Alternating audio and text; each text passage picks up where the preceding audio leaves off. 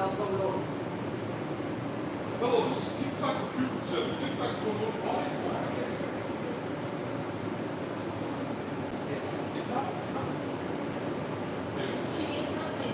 Send my Coney a picture. All right, guys, we are live. No worries.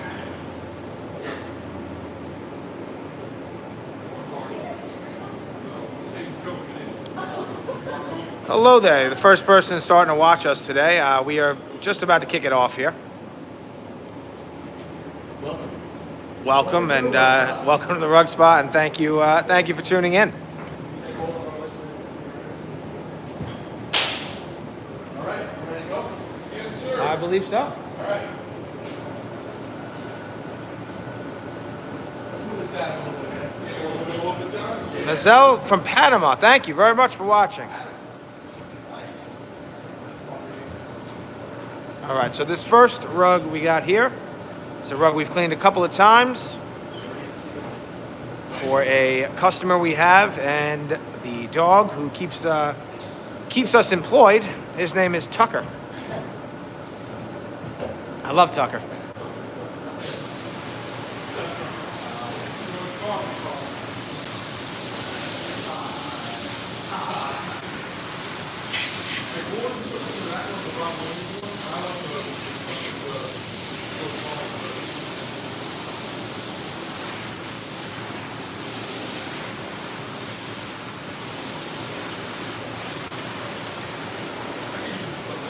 Yeah.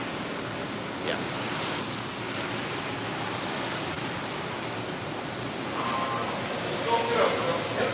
All right, I see another person joined. If you have any questions, you want to let us know where you're from, please, by all means. My name is Pat Santoro. I am one of the owners here at Around the Clock. And we've got a whole bunch of rugs that we're going to do live for you guys today.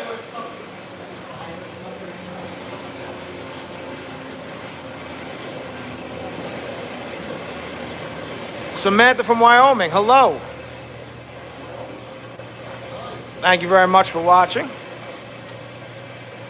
I see a couple more people just joined. I am Pat. We are ATC Rug Washing here on a very hot day on Long Island in New York. And we're going to be cleaning a whole bunch of rugs for you guys today live. This is one of our Q&A style videos. So if you have any questions for us, please ask them. Anything with rug cleaning, business in general, any of the guys here. Today you've got Joe over here. You've got Anthony over here. And you have Jamie, who does all of our shorts and long format videos. And again, I am Pat. And yeah, we're gonna start cleaning this rug. So this rug here, it's a synthetic rug. It has a lot of foot traffic, and you're seeing some spots there. It's a little hard to see now that they're wet. They're starting to move already, but it is covered in pet urine.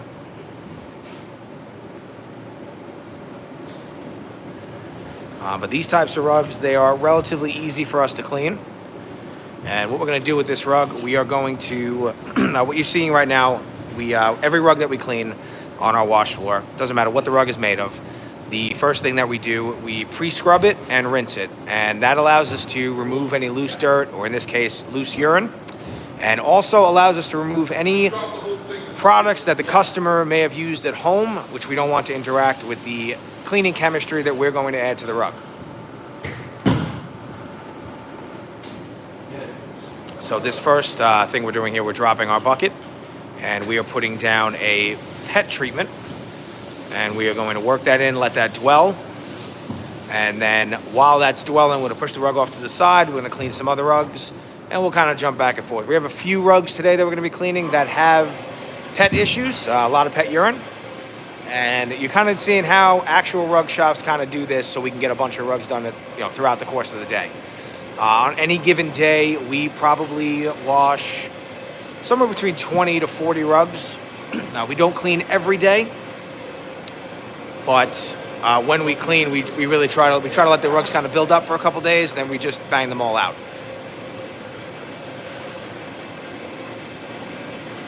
And I see a whole bunch of people just joined. Again, I'm Pat from ATC Rug Washing right here on Long Island.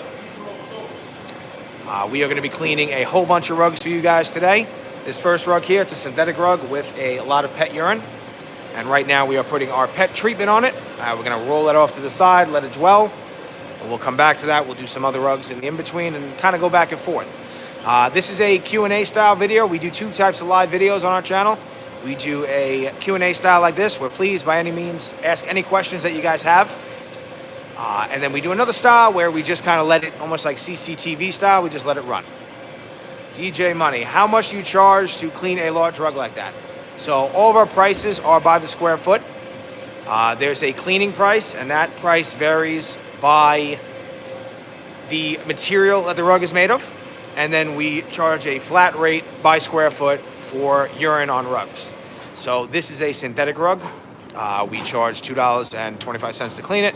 And then we charge about 50 cents for the pet treatment. So it's about $2.75 a square foot. Off the top of my head, I don't know how big this rug is. It's probably looks like maybe a 9 by 12. So it would be somewhere in the ballpark of like 280 to like $300, something like that.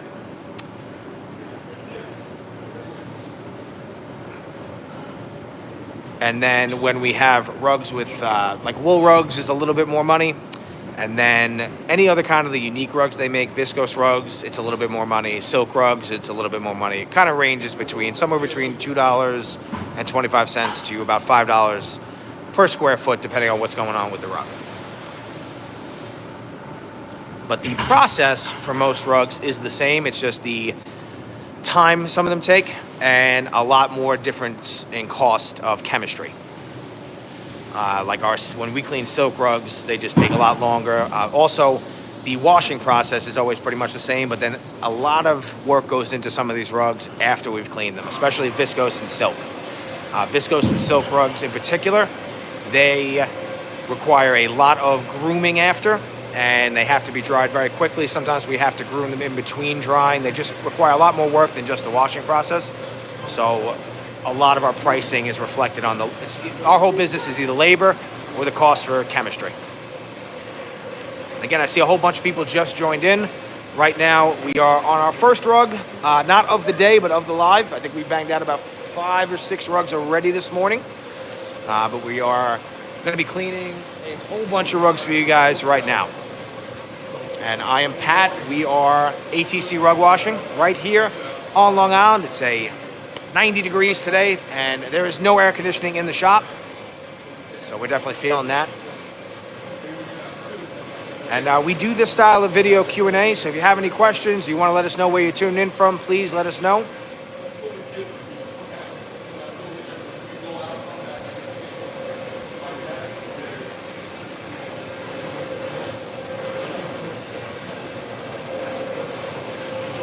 The machine that we're using right now, this is called a CRB machine. If you watch a lot of carpet cleaning videos, you definitely have seen this before. It's a counter rotating brush. We use this predominantly on synthetic rugs. It does a really good job getting deep into the fibers on synthetic rugs, but it's a little bit too aggressive for some of the other types of rugs we clean. And when we don't use this machine, the next machine you'll see us use the most is this one here. And that is just it's called a 175 machine.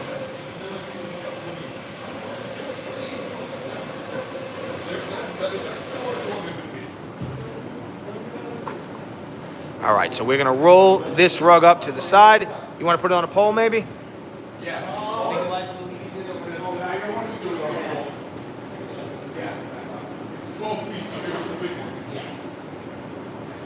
actually thinking this other rug here has a lot of urine, so maybe we'll do another urine rug and roll that to the side too.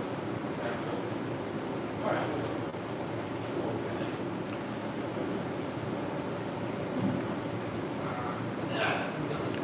All right, so this pet treatment needs to sit for a good 10 to 30 minutes. So what they're doing right now, we're just gonna roll it off to the side, rinse off the wash floor, and start the next rug.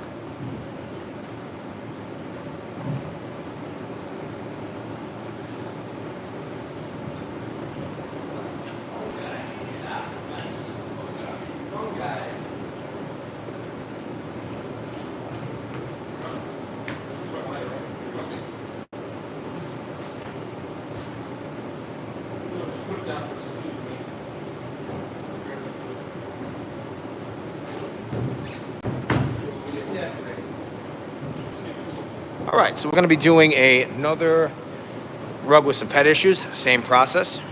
It's another synthetic rug here.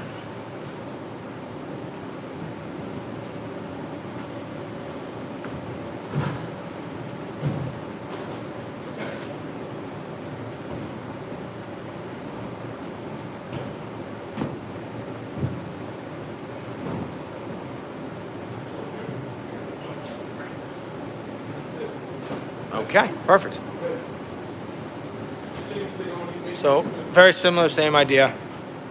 We are going to wet this rug out, run the brush on it, push out as much loose dirt as we can, get some of that urine out before we actually do any actual cleaning. Then we're going to put down our pet treatment, roll it off to the side, and then we will get to the next rug. And once we do the next rug, we'll start kind of working back and forth between all these rugs. And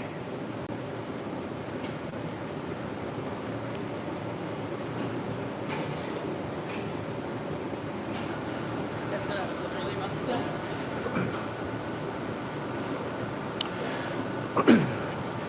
okay.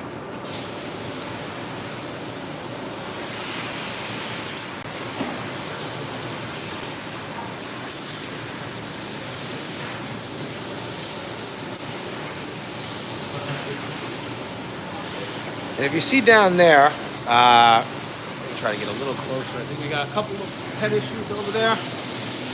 Yeah, it looks like that whole side of the rug right there. On these types of rugs, these synthetic rugs, the pet issues and the pet stains and the urine stains, vomit stains, anything really, are very easy to remove. But you might have noticed where, right where Joe is standing right now, there's kind of like a little circle there. And then around, you can almost see a little circle around. There's probably a coffee table right where he's standing right now. These types of rugs, synthetic rugs, are very prone to wearing down in the areas you repeatedly walk. So we get them a lot cleaner. They always look a lot brighter. They don't look as dingy, but the color loss sometimes and some of just the wear, that's not really reversible. So we always try to put these rugs back in a house in the same position which we took them out. And I see a whole bunch of people have joined. My name is Pat with ATC Rug Washing. If you're just tuning in, we are washing a whole bunch of rugs today. We got one rug on the left that's rolled up. That rug is dwelling in our pet treatment. And we are about to do the same thing to this rug here.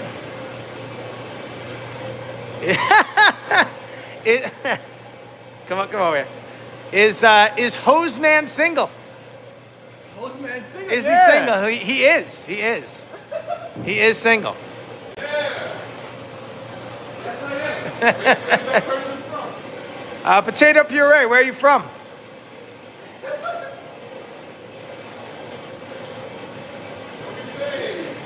And guys, this is we like to do these Q&A style. So if you're just tuning in, please let us know where you're from and ask any questions you have for us. And again, I'm Pat. I'm just going to be back here behind the camera. If you're a fan of our channel already, she's from the UK. Yeah. He might take a trip across the pond for you. Yeah, he might take a trip. Yeah, gotcha. I got you, bro.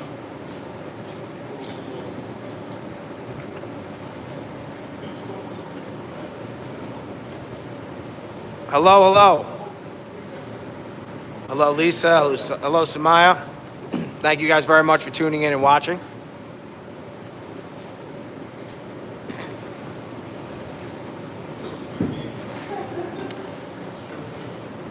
So again, what we're seeing right now. So what you're seeing right now is this is a pre-rinse scrub and squeegee, and this allows us to get out any loose dirt, any loose urine, and it allows us to also remove any other cleaning products that our customer may have used at home, which we do not want to interact with our cleaning solutions. And I can see in the corner right over there where Joe is, there's definitely a lot of urine starting to leak out. And that's exactly why we do this first, because we want to be able to have our cleaning products actually attack the areas that are going to be hard to clean and not be wasted on urine that would just come out anyway. Fun on the side. Hello. I hope you're having a good day as well. And we love you for watching. And we're glad that we can bring you guys some satisfying content.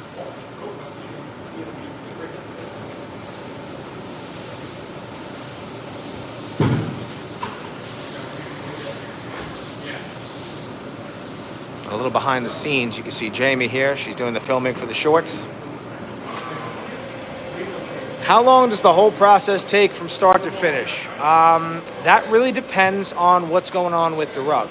So if we're just washing a rug that doesn't have any pet issues, it's really just as long as it takes to get the dirt out. So your average size rug, maybe an 8x10, a 9x12. For a synthetic rug, maybe 10, 15 minutes.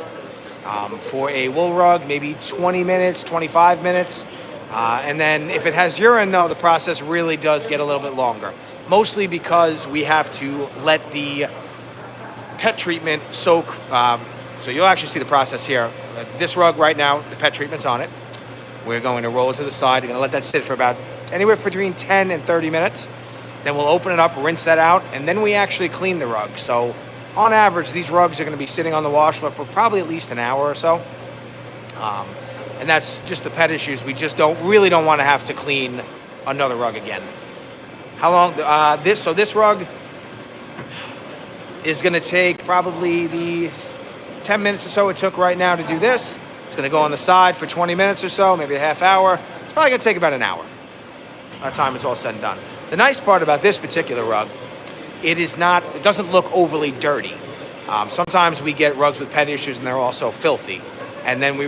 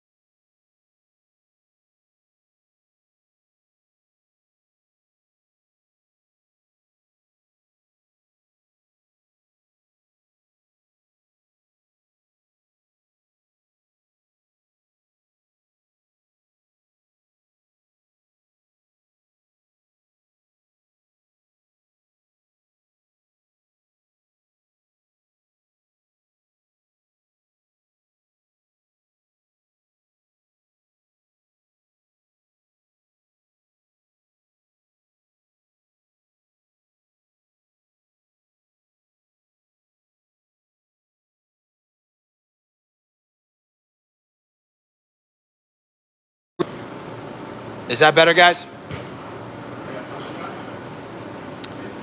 I think we were getting a phone call on the phone. Can you guys hear me now?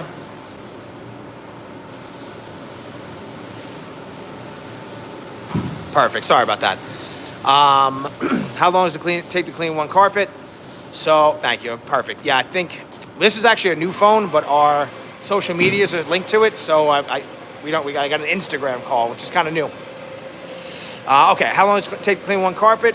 Again, if it's just a regular wash, somewhere around 20 minutes. And if it's a rug with pet issues, usually kind of closer to like 40 minutes to an hour.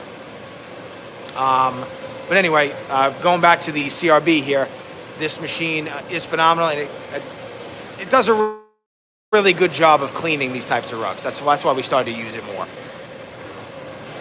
And again, if you guys are just tuning in, my name is Pat with ATC Rug Washing. This is our Q&A style live video. We are going to clean a whole bunch of rugs for you guys today, kind of take you through our process of how we clean rugs, why we're doing what we're doing. We have one rug on the side that has our pet treatment on it. We just put our pet treatment down on the front. Now on the back of this rug you're seeing right here, we are going to roll this rug up to the side as well. And then we are going to go into a regular cleaning of a rug with no pet issues. So that's going to be start to finish. We'll put it in the centrifuge, and then what we'll do is we'll go back to one of these two rugs that we're rolling up, and we'll kind of get through the day. I am going to go grab them what they need. I'll be right back, but please keep asking questions.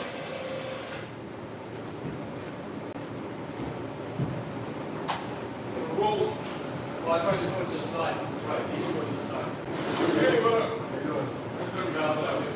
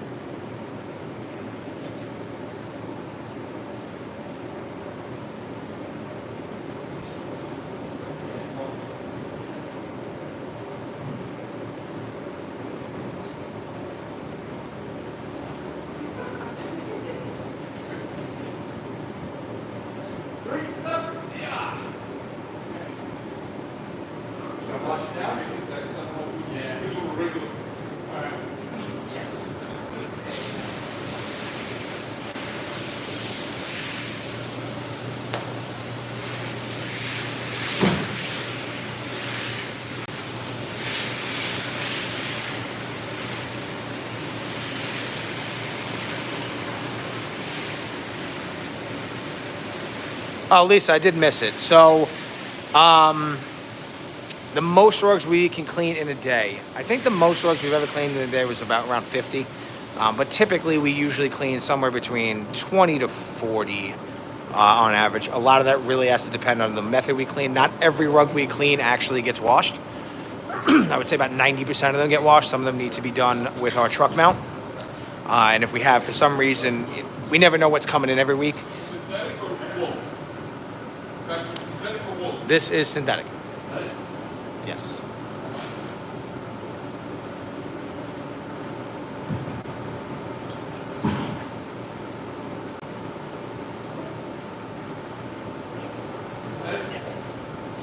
All right.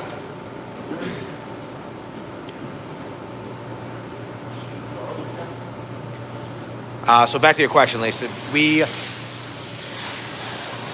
The most we can clean on a day is somewhere between 20 and like 40, depending on what's going on with them. Our cost, for Harley's question here, the cost ranges somewhere between $2.25 to about $5 per square foot. And that really depends a lot on the material the rug is made of, and if the rug has any pet issues, so any kind of urine or vomit or anything like that. Or we do a lot of work for rugs that have been in floods, like home floods or in a fire. Anything with a lot of odor usually costs a lot more. It just takes us a lot more time and chemistry to knock those types of things out. Please explain your hardest job cleaning a rug and how you got it cleaned.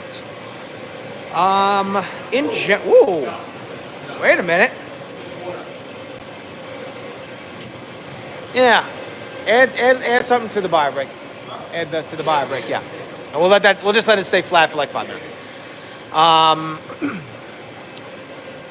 don't know off the top of my head the hardest rug I've ever had to clean per se, but I would say in general, mercerized cotton is a material that rugs are made of sometimes. It's an imitation silk. That would be, I would say, the hardest rugs that we have to clean in general, especially when they have any kind of pet issues. They look and feel great. It's a really nice imitation silk. It's kind of similar to viscose. And the problem when you clean them, though, is the color that they use to dye it, it tends to run a lot. So we either get a lot of bleeding issues or all the color completely running out of the rug. We actually had a rug a couple of years ago, and we usually have this discussion with the customer before we clean it. So we kind of all on the same page. You know, the rug, occasionally it just might not come back. So if they want us to wash it, we still wash it. And we had one a couple of years ago. The rug was white with a bunch of like red in it and a whole bunch of other colors. And literally all of the red came out of half of the rug. The rug almost looked like a piece of white paper after. It was like really, really crazy. But yeah, that would be the hardest types of rugs that we clean. There's just the most risk when cleaning them. Now, if it doesn't have pet issues, we will dry clean that type of rug. And we do a lot more than just washing in our shop. So everybody loves watching us wash rugs. That's why we show that the most. But we actually dry clean rugs.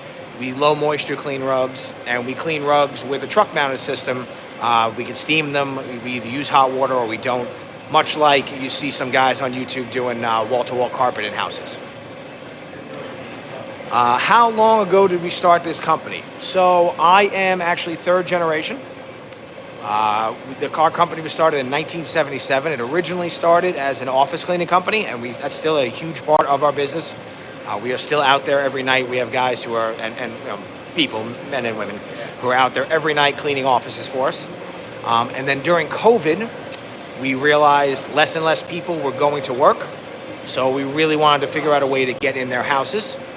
And we partnered with one of my another family member. He had a wall-to-wall carpet cleaning business, and we kind of brought him into this part of the business, and we really just started pushing rug cleaning because we knew in our area here there's really not a lot of people cleaning rugs the right way, and we just kind of started to fill the void, I think, that we found here on Long Island. Now, if you guys are just tuning in, I am Pat with ATC Rug Washing.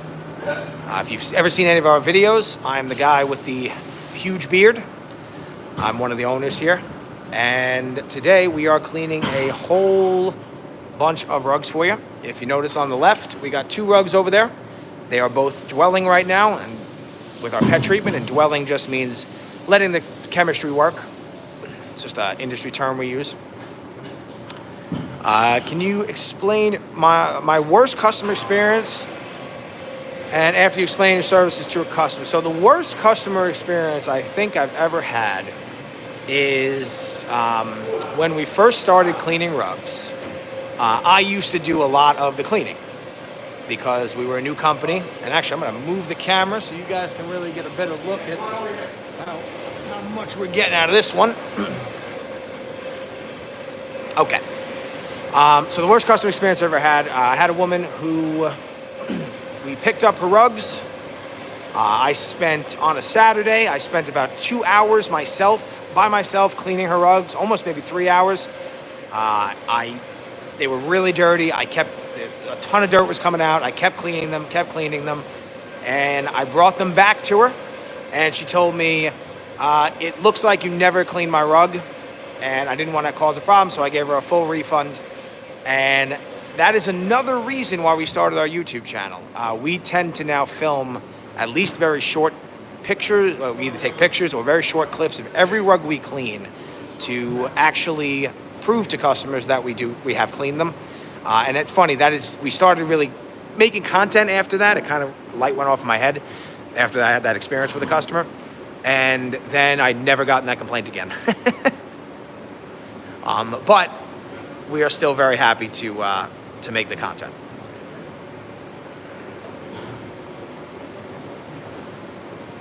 And again, this is a Q&A style. If you have any questions, please let us know. We're going to let this particular rug here sit for a few minutes. This is just a regular cleaning process for us. Now, you're seeing a lot of dirt coming out of the left side of the rug here. When we turn the rug back over and start to squeegee it, that's when we'll make a decision. Do we need to actually hit this rug again with either more cleaning solution, more agitation, or more water? There are 4 processes to cleaning rugs and carpets in general. The first one is water. The second one is agitation. The third one is heat. And the fourth one is chemistry.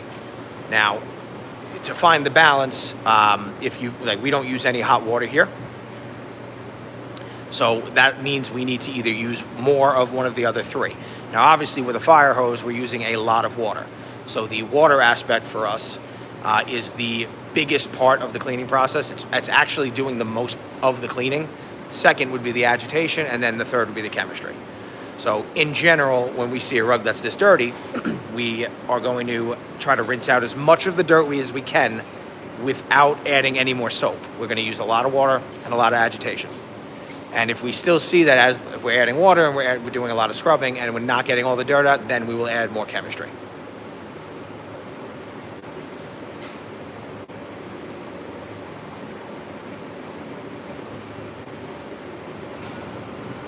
Yes, Mickey, I know. Sometimes when we work in more of a retail setting, it can be a little tricky. If you're from Long Island, have you ever met the guy that does Long Island audits? No. What kind of audits does he do? And what you're seeing Joe do right now, we're actually putting a little bit of water under the rug because the rug is upside down now, and gravity is now forcing a lot of the loose dirt to the front of the rug. And what this does, it allows us to kind of flush out the rug from the front of the rug, even though it's upside down.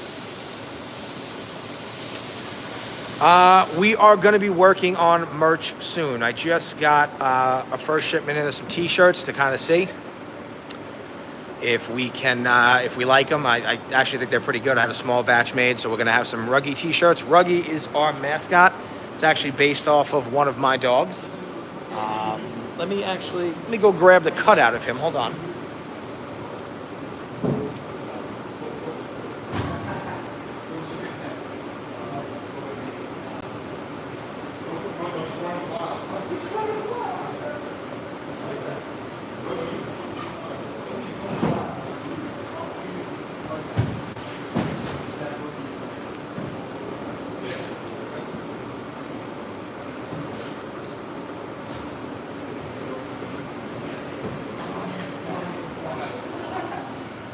That's Ruggy. That's our mascot.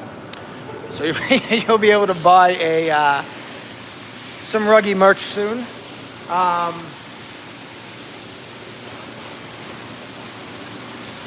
The other thing, our slogan here is talk dirty to us. We usually tell customers on the phone or when they message us on either Facebook or Instagram, which is where most of our work comes from. Most of our work comes from Facebook and Instagram. So we use like talk dirty to us as our tagline. So we're going to sell some talk dirty to us merch as well. Ooh, that is dirty.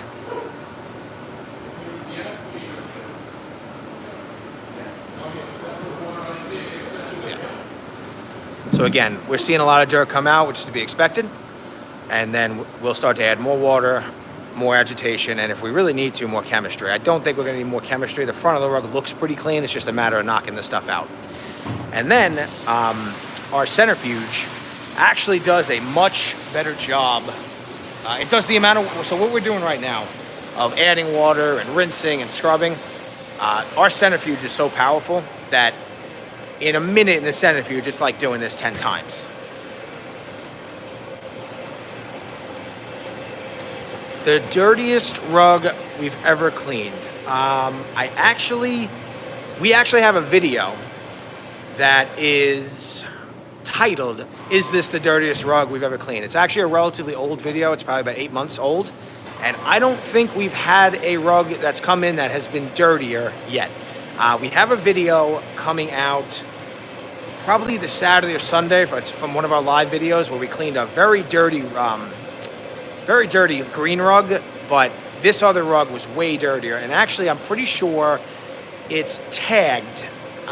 If you're returning to our channel, it is the recommended video for you. It's the first video that comes up. And that rug was absolutely filthy. Does Zero Res still exist? I think they do. They, I see their ads sometimes. I actually think there is a Zero Res franchise somewhere on Long Island. Yeah, actually, I think we took a customer from them not long ago because a lot of carpet cleaners, they tell people that they can get rid of urine in rugs at home, and it's just not possible. The only way to get rid of the urine in a rug is to take the rug out and wash it. So we actually, on Long Island here, we made a lot of connections with local carpet cleaners, and they just bring all their customers' rugs to us. But yeah, so actually, yes, Zero Res does exist.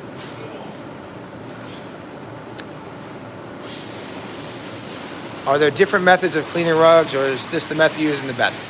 Mickey, there are many different ways to clean rugs. This is not the only method we use. This just tends to be the most watchable for people when we film it. People just enjoy watching this process. That's why you see a lot of people, I guess they find it very satisfying. It really does showcase how much dirt is coming out of dirty rugs. I understand why people want to watch it. Yeah. Okay, get a better angle on this one. But outside of washing rugs, you can wash rugs like you wash wall-to-wall carpet in a house, so you can steam clean them. There are some instances where we do that, never with rugs with pet issues. We actually dry clean a lot of rugs, which, like, literally, if you taking your rug to the dry cleaner, we use taking your clothes to the dry cleaner. We use the exact same chemistry as that to clean certain types of rugs. Some rugs do not need to be wet. Adding moisture is not really the best thing for them. Now, again, if they have urine, no way to get around it but add moisture. But there are a lot of rugs that they just need to be dusted really, really well and then cleaned a different way. Especially 70% of all the dirt in rugs is dry soil. And we have a whole bunch of videos on our channel of our dusting process. But it's crazy how much dirt we get out of these rugs before we ever even wash them. And again, Barry, yes, the extraction process. Again, for a wall-to-wall carpet setting, it works really well. Obviously, you can't rip your carpet out of your house, so it's really the best method for that. But because you can take a rug out of the house, you really should to have it cleaned properly.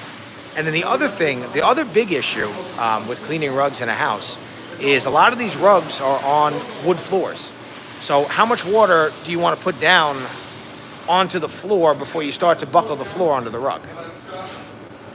So just in general, yeah, again, it's there's a lot of different ways to skin a cat, as they say, and we pretty much do all of them. And if you guys are just tuning in, I see a bunch of people jumping in and out. I am Pat with ATC Rug Washing. We are on Long Island here in New York. We are just finishing up this rug right now. I'm going to move it so we can get us showing it, putting it into the centrifuge.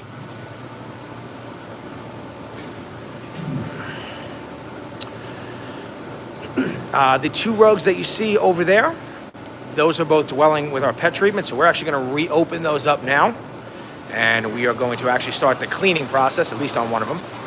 And what we're doing, we are putting this rug into our centrifuge. If you've never seen a rug cleaning channel before, this is how we get rugs dry and also how we further rinse the rug. So Joe's going to close the door.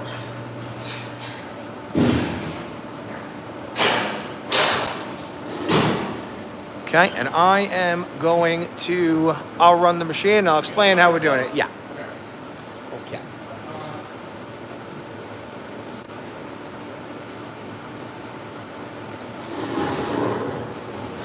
I didn't know you wanted. Okay.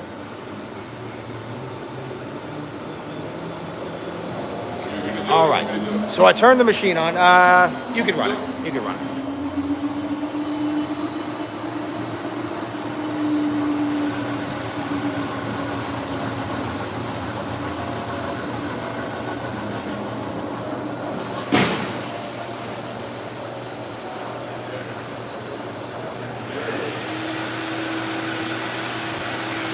All right, so what you're watching me do there, he's just going to mop up the floor with this machine here. So I'm going to move us so you can see the water.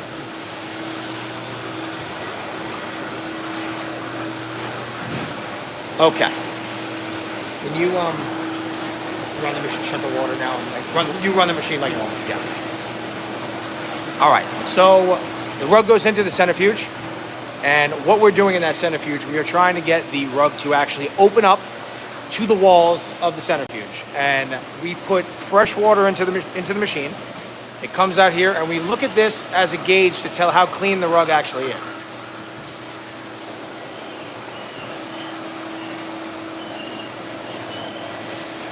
The rug we are cleaning right now, that is a synthetic rug.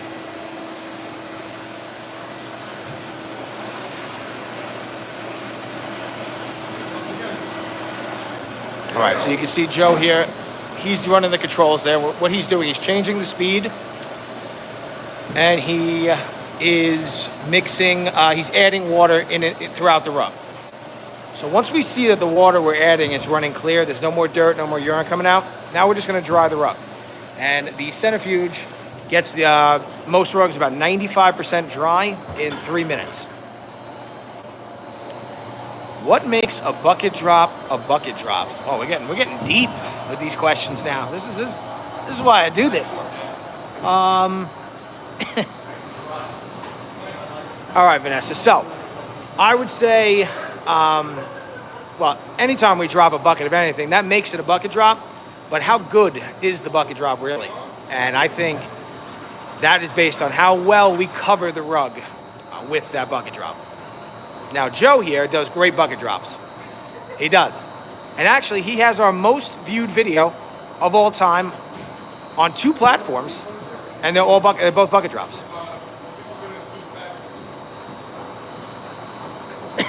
Don't skin cats, please. Hello, Jana. I saw that we had somebody else had asked this too. So the cost to clean rugs really depends on, it ranges per square foot. And that price range is based off of, it's between $2.25 to $5 a square foot typically. And that ranges between the material, varies between the material the rug is made of and what's actually going on with the rug. So any kind of serious odor issues on rugs, especially pet issues, if the rug was maybe in a flood, has a mold issue, anything like that, really heavy fire, smoke smell, those would be on the higher end of the pricing. And that's really because they just take a lot more time and chemistry to get them clean. Just gonna go see if I missed any other questions here. Robert, we are from, we're on Long Island. We're in Farmingdale, New York. And again, the price, it ranges between $2 and 25 cents to $5 a square foot. Iranian carpets absolutely can be washed. We actually have a ton of videos on washing them. Any kind of handmade rug is typically made with vegetable dye, and vegetable dye is very, very stable during the washing process. Now, if there's pet urine on the rug, that could cause it to become a little unstable, which you still have to clean it, and we just take that as it comes. We're very prepared here for rugs that bleed.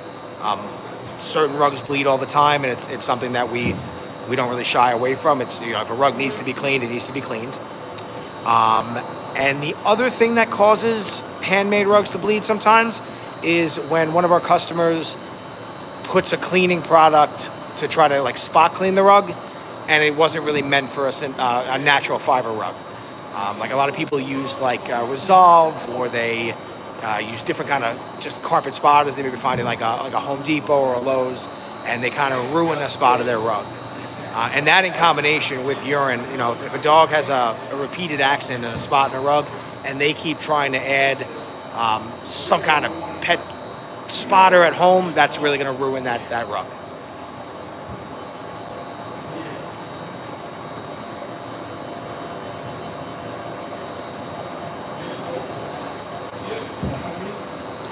Now I'm going to try to clean out. We have a couple of handmade wool rugs here today to clean.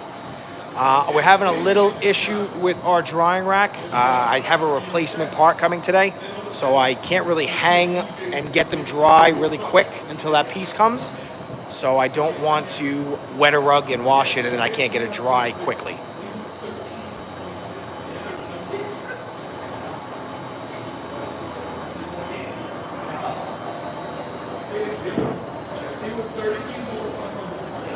All right, so you're starting to see too, if you were with us in the beginning, this rug is looking a lot cleaner. There's definitely, where Anthony is standing over there's definitely a lot of foot traffic and a little bit of urine. But we haven't really cleaned this rug yet. All we've kind of done is thrown our pet treatment down, which is not really a cleaner per se. It just really helps to break the urine down.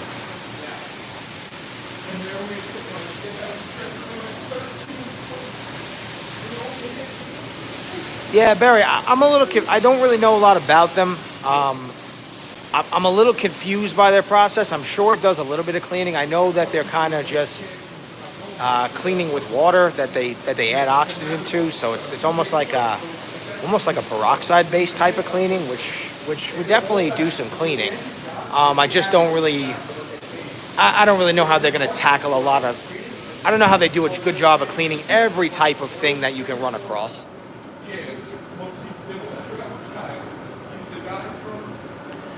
What are you going to do if a rug starts to fall apart?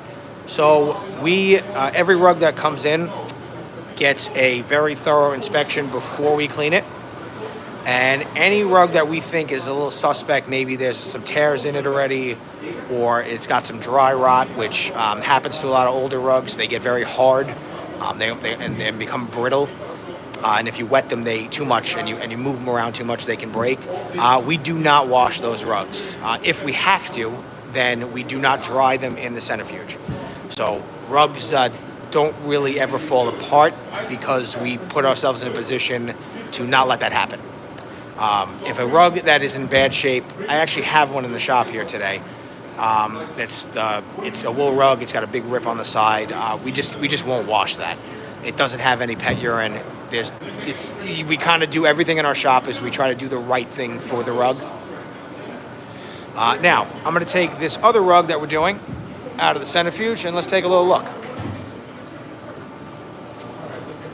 You know what? Let me show you guys a little bit how the centrifuge works. So, when we put the rug in, what we're trying to do is actually have, like I said before, we're trying to get the rug to actually open up in the center.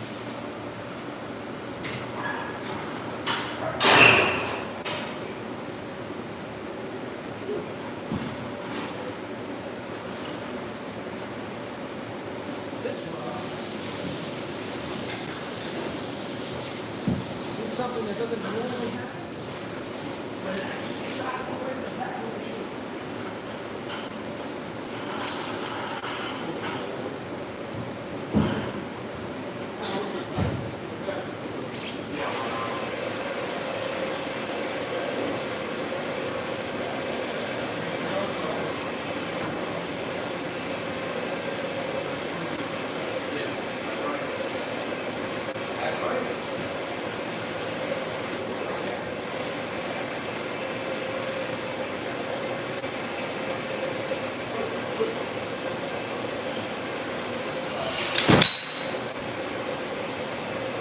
All right, that was a little weird. So sometimes the rugs get a little pushed to the back of the machine. And we gotta go in there and get them.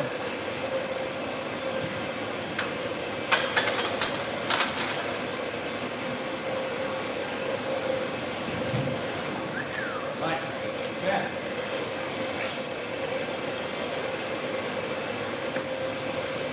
Nice. Hot hand today. All right, so you can see, nice and clean. And now we're gonna hang this rug up to get it dry. Cellulosic browning, how do you remove that? It's actually pretty easy to remove.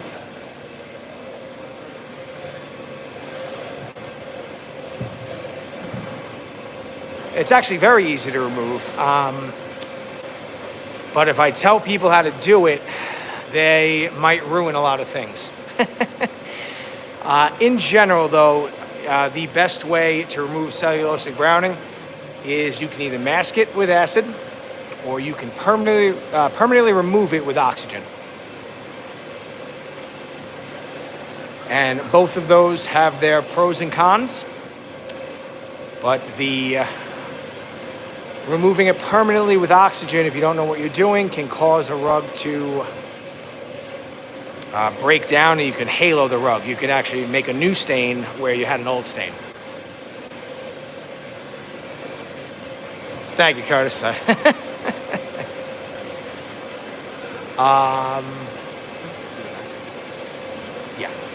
I think with this one we can do the back, and then almost just, I don't think we gotta roll it over again. Yeah. I don't think so. Give it like 2-3 minutes, and then we can get it in here. Yeah. Yeah. Okay, Vanessa. So, I am, Barry. I am. All right. So, when you have cellulosic browning, what's actually happening is the ligdins, which is a molecule in the cotton, they are turning brown. And if you use acid, you kind of make them disappear, but they're still there. The nice part about acid is typically acid will not make any color run. It will not fade any areas. So you can mask the problem sometimes, and that might be enough. Now with oxygen, you will permanently remove the ligdins from the cotton, but at a cost of starting to make the cotton deteriorate a bit. And you could cause a halo effect. So wherever you spray any oxygenated product, you might leave a ring around or permanently remove the color in that spot. So it's something that we don't really, I don't really tell people how to do it at home, because obviously they're gonna call me the next day and say, you told me to do this and they didn't listen and they ruined their rug.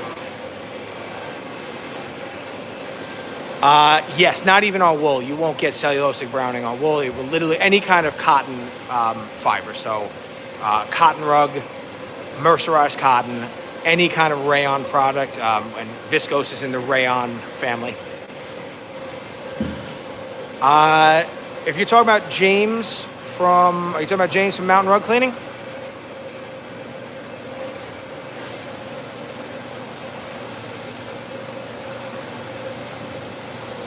A lot of carpet cleaning. Yeah, okay. A lot of carpet clean. He doesn't do a ton of natural fiber rugs on his channel. The reason that we'll sometimes also use acid, it has another purpose. Acid will stop stains from coming back. So especially when you do like wall-to-wall carpet. So what happens sometimes, and it happens a little bit with rug cleaning, not as much because we're doing such a much deeper cleaning process. But sometimes, let's say you spilled coffee on a rug or on a carpet. Now I clean it, and to clean it, I've wet it. If the coffee went very deep, and I didn't go as deep to get it out, as it dries, the spot that I wet, it will start to pull up some of the stain. Acid, if you use something acidic, especially at the end, it will stop the stain from pulling up as it dries. So that is the reason why acid has a few different purposes. In rug cleaning, acid is also used to not make colors run. Now, the problem with that sometimes, if you have pet stains on a rug, you'll lock the color in so the color might not run, but now you might permanently lock in the pet stain.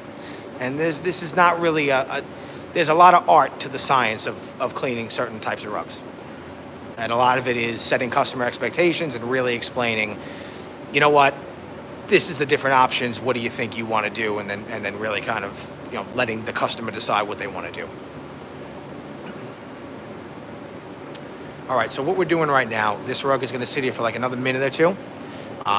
It has already dwelled in our pet treatment. We are now cleaning the rug, and then we'll spin it in the centrifuge. We'll work on the one over here, and then we'll start to get to some of the next rugs. And guys, I think you're probably okay on this one. Yeah? Yeah, I think so. All right.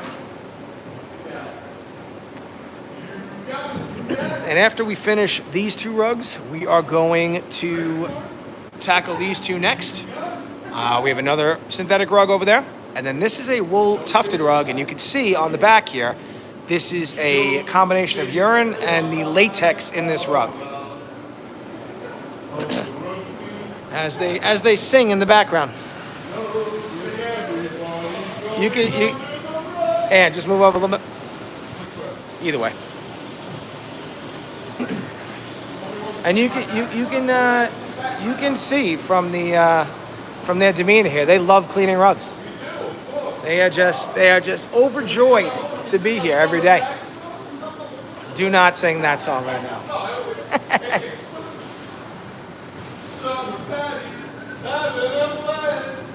All right, so if you're just tuning in, we are in the middle of our wash day here. We are doing this Q&A style, so if you have any questions, please, by all means, ask us. Now, actually, the two of them, Joe and Anthony here, they are both, I've known them forever. They're both childhood friends of mine, and they actually only clean rugs one day a week. They clean rugs every Thursday.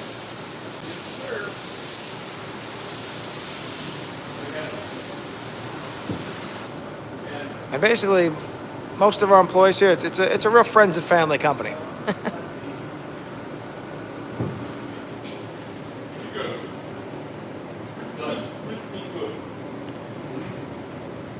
Yeah, that water's pretty clear. So basically, we're going to squeeze you the back, turn it over, get back to the front, and go from there.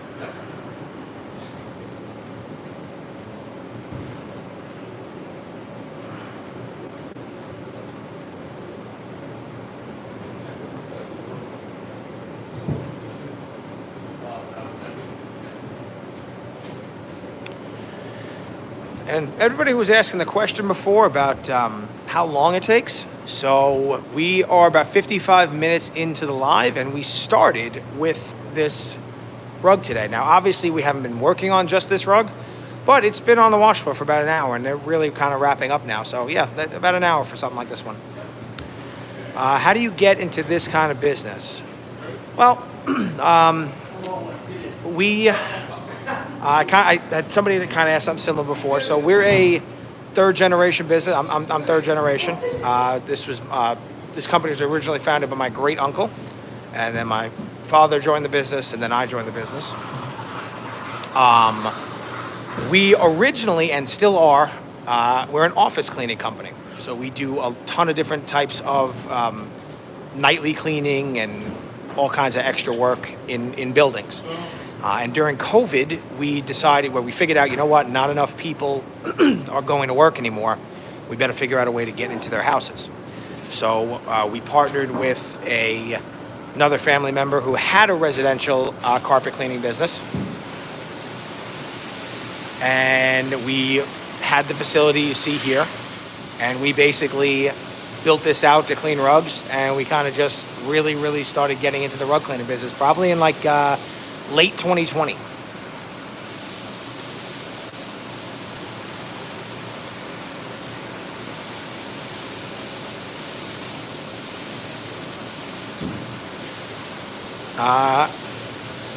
Your mom, I don't exactly know what you're saying there.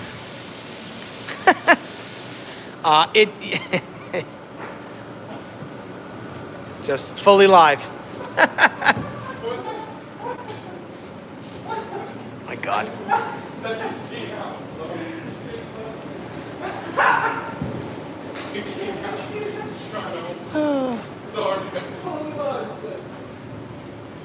All right, so this big one here, we are going to Robin, we are located in Farmingdale, New York, which is on Long Island.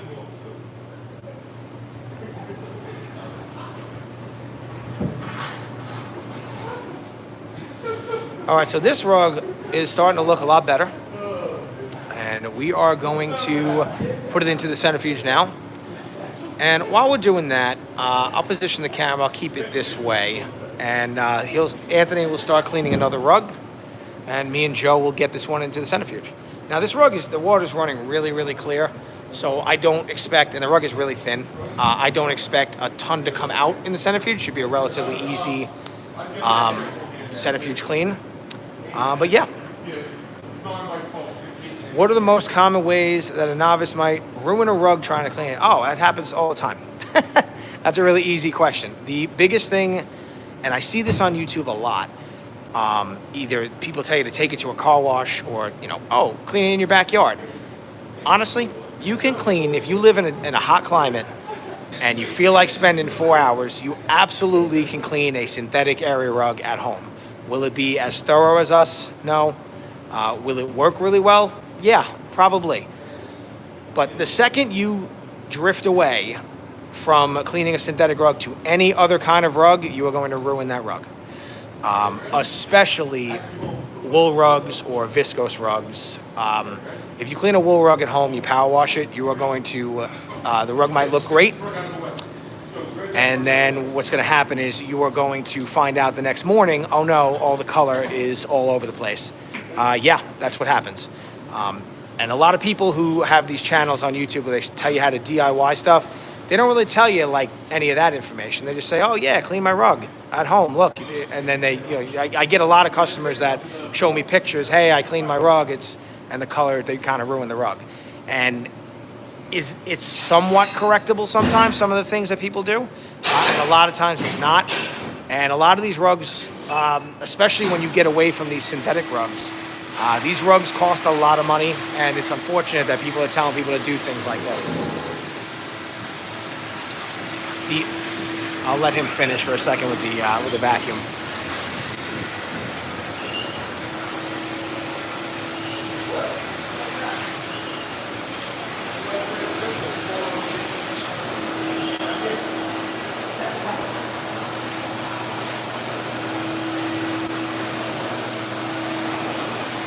And you can see this rug, that water is pretty clear.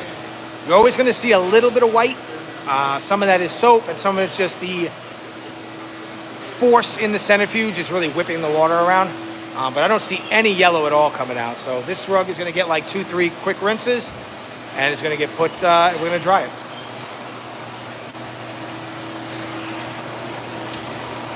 Do we keep the cleaning area well ventilated? Well, yes. And that is our open garage door. And there's another door back there. We also have the same setup on the other side of our facility. And this side is pretty new. We moved into this side in May. Still a little bit of a work in progress. But yes, between the fans running and the giant door open and this door over here, yeah, we try to keep it very well ventilated. Actually, the other thing too is most of the cleaning solutions we're using for these rugs are actually very, they're not really, not very aggressive. Nothing really smells overly noxious. There's nothing really strong about any of the cleaning products. The biggest problem we have is especially on a hot day like today, and it's very humid in here because we use a lot of water, the urine smell is just something that's very overpowering. Amanda, yeah, it actually is very satisfying. I like a lot of the before and after stuff we get. You know, a lot of what we do here, you can really see the difference.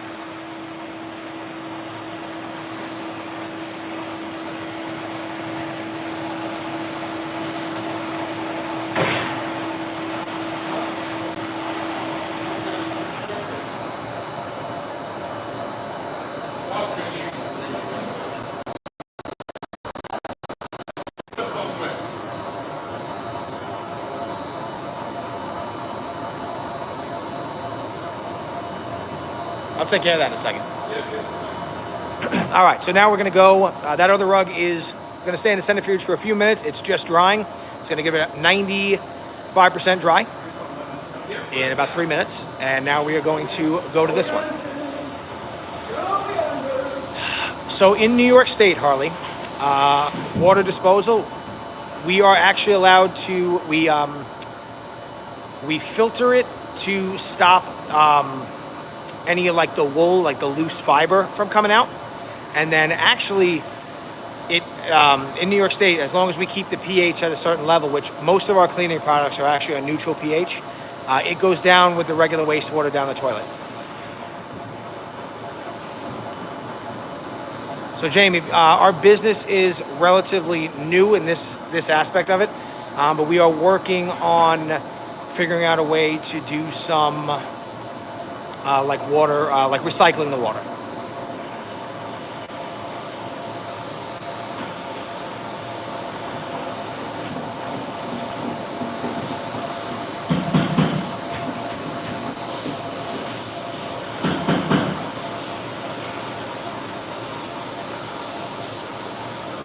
Now, the biggest thing that I know, probably nationwide, that a lot of carpet cleaners might do that they're really not supposed to, is, we use truck-mounted systems, and they collect all the dirty water from houses when we clean things in houses and buildings. And a lot of people dump them down storm drains, which you are not supposed to do at all. In New York State, you're supposed to either put it into ground. So if you're at somebody's house, you can dump it, like, if they're okay with it, like somewhere like on their lawn or something like that. Or depending on the pH of the water, you can put it down into like the toilet system. So we actually, I'm third generation. Our original business, and predominantly still our business, is office cleaning. Just nightly cleaning office buildings. And we do a lot of extra kind of work in those buildings. We do some floor clean, different type of floor cleaning, carpet cleaning, stuff like that. During COVID, though, we realized less and less people were going into work, so we better figure out a way to do something in their homes. And one way or another, long story short, we figured out we're going to get into rug cleaning. Oh, actually, Amanda, funny you say that. I know a really a great rug cleaner in Florida. His name is Anthony. He's based out of Naples. And the difference that you guys have is he has year-round air conditioning. So his place is never humid. Actually, cleaning rugs in Florida is kind of a big win.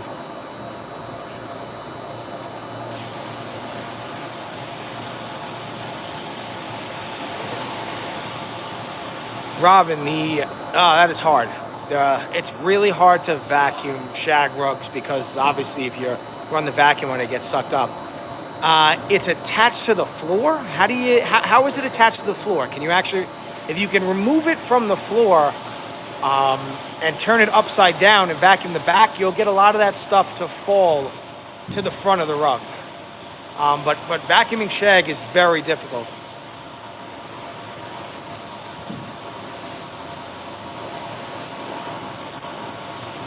And if you're just tuning in, I see a whole bunch of people jumping in, jumping out. So if you're just tuning in, I am Pat. I'm one of the owners here at ATC Rug Washing, coming at you in Farmingdale, New York, on Long Island. It is very hot out here today, but we don't care. We're just out here cleaning rugs. And we've already done a couple of rugs on camera. This is the third rug I believe we're finishing up now, and we are gonna keep at it.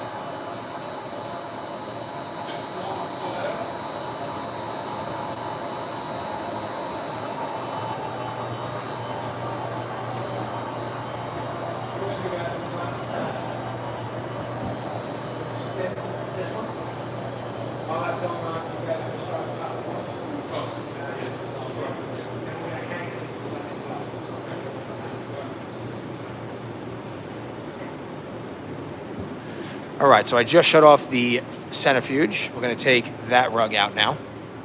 And actually, that first rug didn't really do what I was hoping it would do in the centrifuge, so let me try to give you guys an idea of what's going on in here. Okay.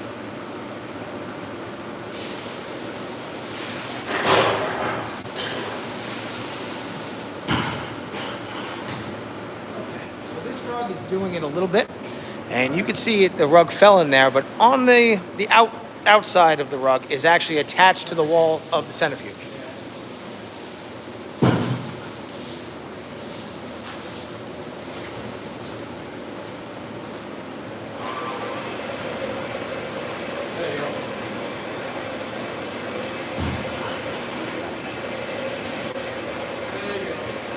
So I put the rug in reverse, and that actually allows the rug to almost roll itself back up.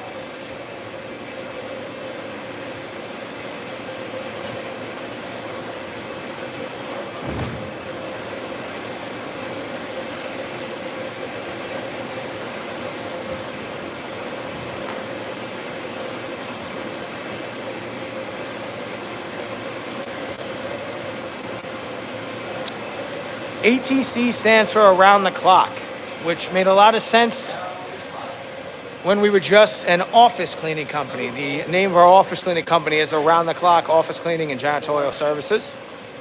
We wanted to keep the same company name, but obviously Around the Clock Rug Washing is kind of a mouthful and doesn't really make sense since we don't really wash rugs at midnight.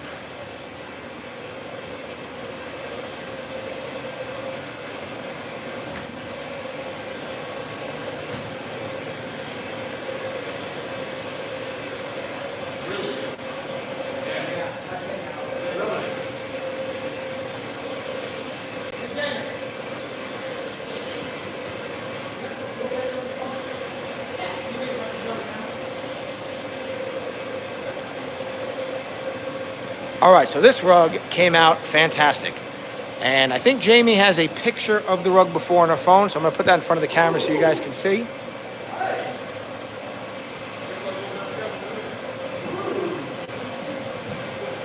Woo, much better. Wow, this came out great. Okay.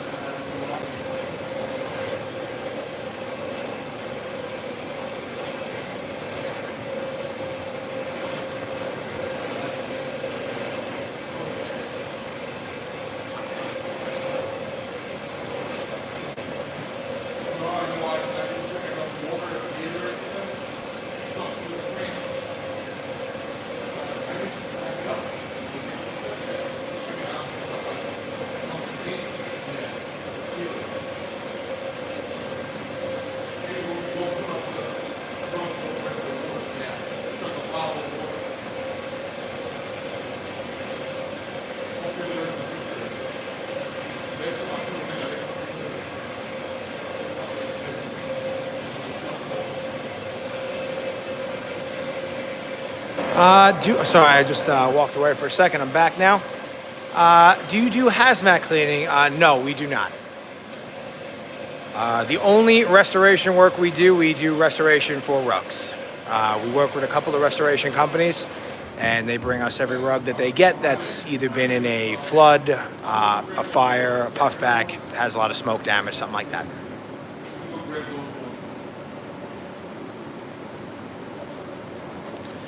Yeah, it was a little tricky to see the pattern on that one because the soap was really kind of getting in the way.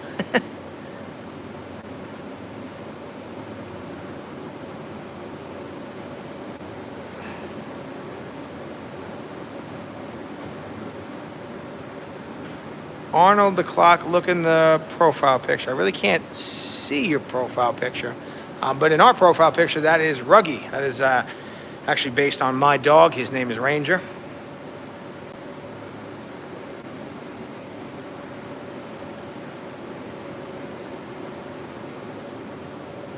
All right, so the next rug that we are going to clean this tufted rug here.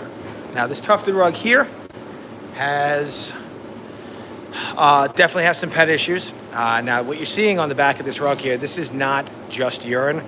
The way they make tufted rugs, let me try to get a little bit of a better idea. Okay, so you can see the front of the rug in the corner there, and that's wool. And then you see the back has this canvas material. The way they make these rugs, they, instead of using very long pieces of yarn, which they then weave as like a normal rug, they take tiny pieces of material and they almost like punch it into a type of mesh, and then they glue the canvas onto the back. Now, normally, if this rug didn't have any pet issues, we would not be washing it. We would be cleaning it a different way. And the reason is the more you wash these types of rugs, or even sometimes the first time you wash these rugs, that latex can start to break down and the rug can start to, the back of the rug can start to come off. Now, if the rug has urine, which it does, the only way to get the urine out is to actually wash the rug. And as we clean this rug in a few minutes, I will explain it's a little bit of a different process. We cannot really agitate the back at all, so we have to clean it a little bit differently.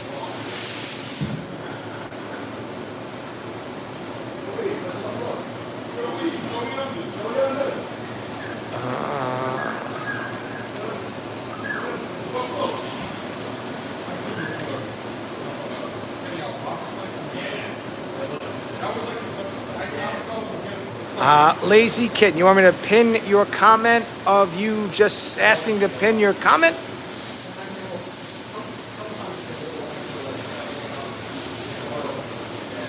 Hey, you don't need to wash the rug, just throw it away and buy another one, bro.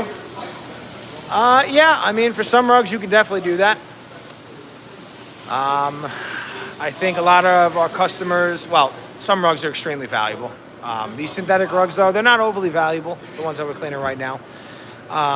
They do sometimes really match our customers' rooms. They're having a hard time finding a replacement rug for it. And then some of our customers just don't want to keep throwing rugs into a landfill. But then you also, we clean a lot of rugs that are thousands and thousands of dollars. And obviously you just can't keep replacing those.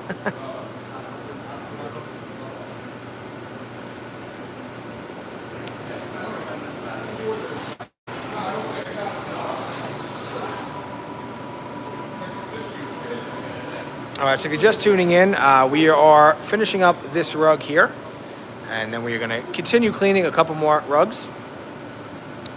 This rug that they're cleaning here, this is a rug that we've actually cleaned multiple times for a customer. They have a dog that kind of has at the rug a little bit here and there, so it definitely has some pet issues. But they're regularly cleaning it now, so every time we clean it, it's really less and less of that. The first time we cleaned this rug, there was a lot of urine on it.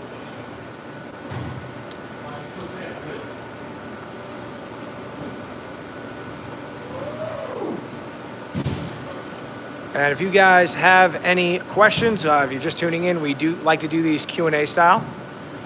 So please ask away. Or just let us know where you're from. So far, I know today we had some Latin America, some parts of Europe, definitely all over the U.S. Again, we are in New York here. We're on Long Island in a town called Farmingdale. Yeah, it's definitely getting hot. It is hot. Probably about 95 degrees in the shop today. It feels like 95 now already. Once you get up to over 100, feel like.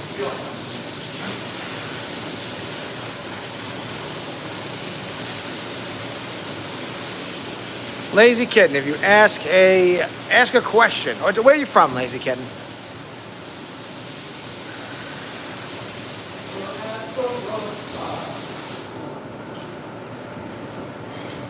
What is the most valuable rug you've ever been contracted to clean, and do you have insurance, that sort of thing? Yes. So, depending on the value of the rug, we will add a insurance rider to the rug. And what that does, it's like insurance for, Lazy, I'll pin where you're from. Anyway, so yes, we can add a temporary insurance rider on a per rug basis, and we will definitely do that for very valuable rugs. We've had a couple in here. We had one that was about 150 years old or so. It's probably worth about $75,000. And then we've had a whole bunch of rugs in the like $15,000 to $25,000 range.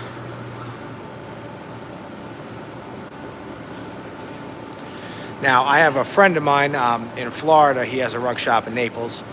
He, every 2 years, he cleans a rug that was a gift. I don't remember what time, I don't remember which president received it, but it was a gift from, I forget which country too. It was a gift from a country in the Middle East to one of the U.S. presidents. And that rug sat in the Oval Office for a couple of years. And that rug is worth about $500,000. And the first time I ever saw that rug, he had us there, and we were eating lunch on the rug, and then he told us what the rug was, and we all got very nervous and immediately moved.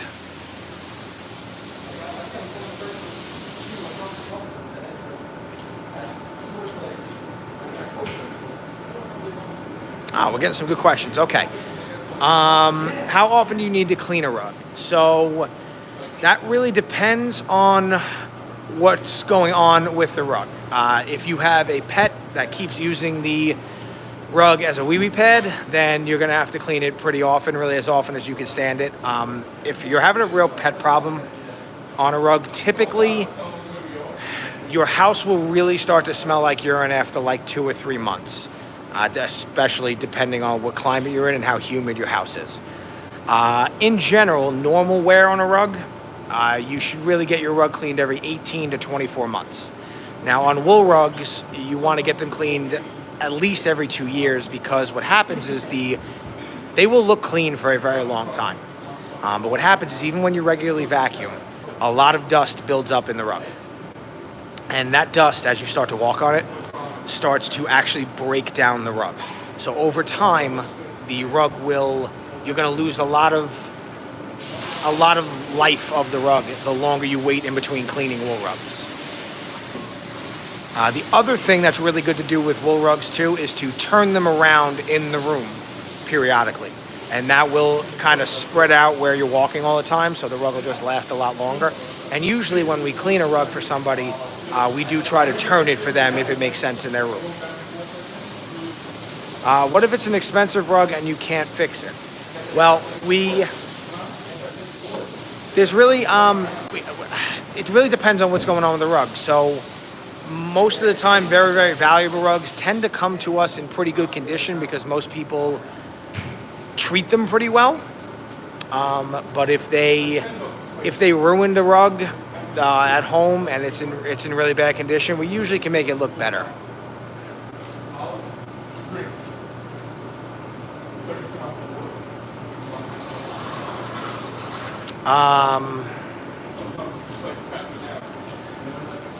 Okay, how do you guys clean sisal and jute rugs? They get washed. The only difference, it's a very big shift in chemistry for us.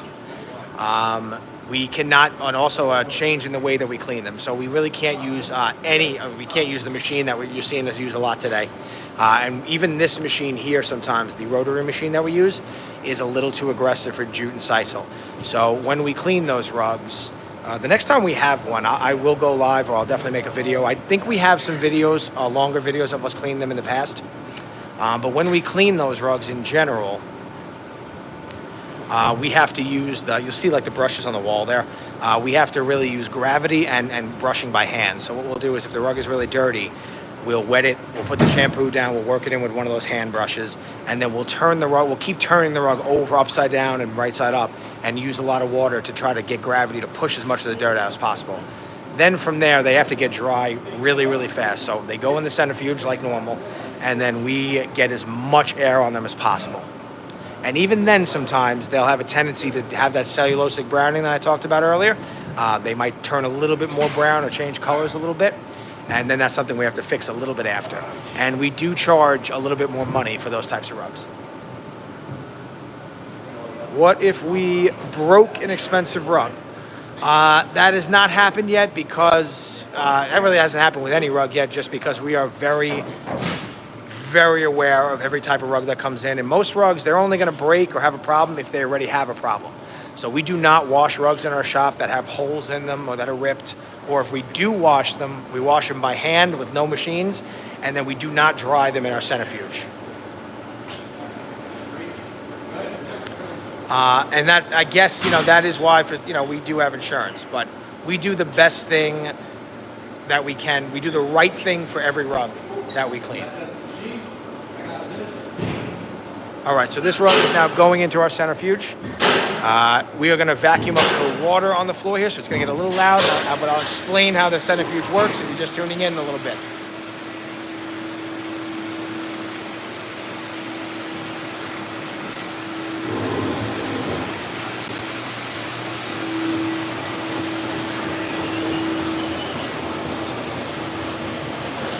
All right, so what we're doing right now is the rug is in our centrifuge. And if you've never seen a rug centrifuge before, what it's doing is it's actually spinning the rug at a very high speed, and the rug is opening up in the tube that you see here. And then that force is allowing all of the water to evacuate from the rug. And while it's spinning, we add fresh water to further rinse until the water, as we're rinsing, is clear.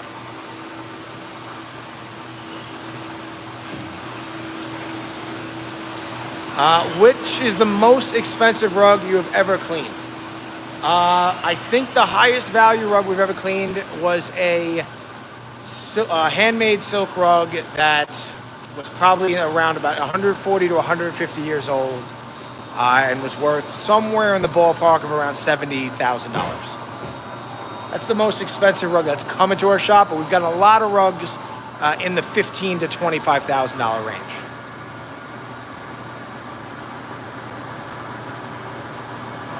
And you can see as we put water in, that water's starting to get a little clearer and less yellow. And that's just kind of an indicator to us that the rug is starting to, anything that we missed on the wash was starting to come out. All right, guys, you guys can start on that. Let's do that brown one first. I'll do it in a second. Let's do the brown one first. That's a regular clean. And then we'll do the Tufted one, and that'll be the live. All right, so we got two more rugs for you guys on today's video. I'm gonna save the Tufted one for last, and this one is just gonna be a very normal synthetic rug. Synthetic, yeah. Olefin. So Olefin is a type of synthetic material. All right, while they're getting that one set up, I'm gonna do another rinse in the centrifuge here. And the way that works is, let me move so you can see. Okay, so there's a valve right here. When I open that valve, I put new water into the rug. And depending on how open it is, how much water comes out.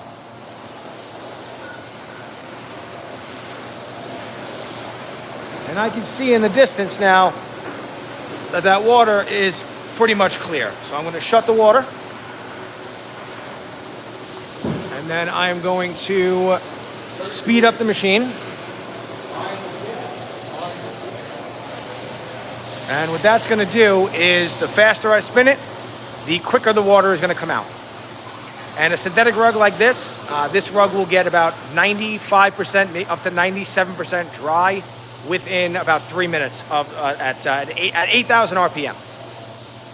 And while I'm doing that, we're going to clean this rug here. This rug was given to us by a restoration company. I see a little bit of stuff kind of leaking out of it already.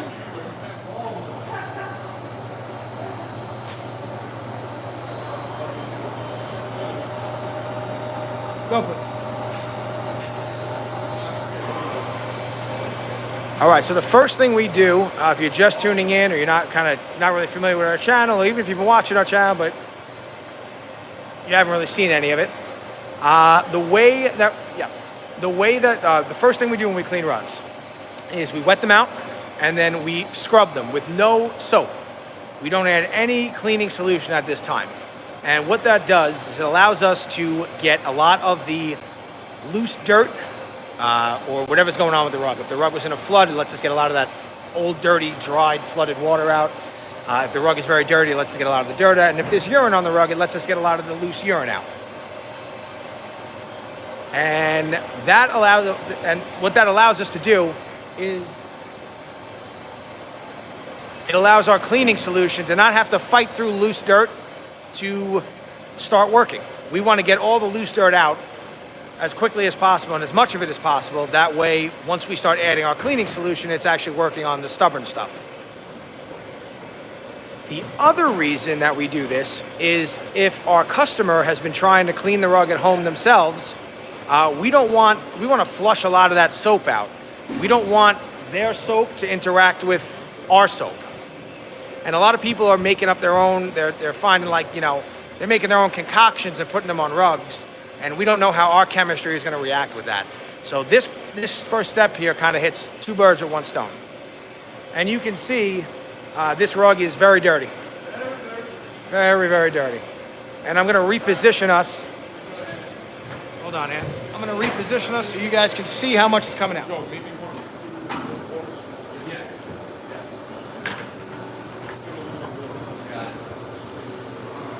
Okay. And if you guys are just tuning in, we like to do these Q&A style, so ask any questions you have, or definitely let us know where you're from. Okay. And again, there's no cleaning solution at all on this rug. We are just water and agitation, and you can see all the dirt coming out.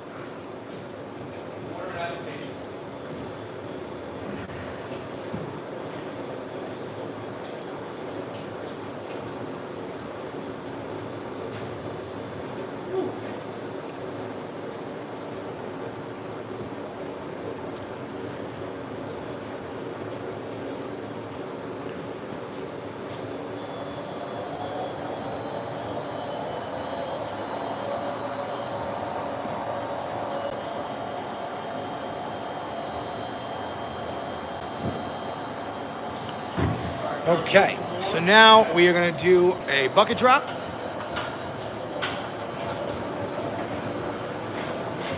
And then we are going to scrub the rug. We're going to turn the rug over, do the same thing on the back. Now we don't rinse, we do not rinse the front of the rug before we do the back of the rug. And the reason is we want gravity to actually pull down and help us get more of that dirt out from the front of the rug.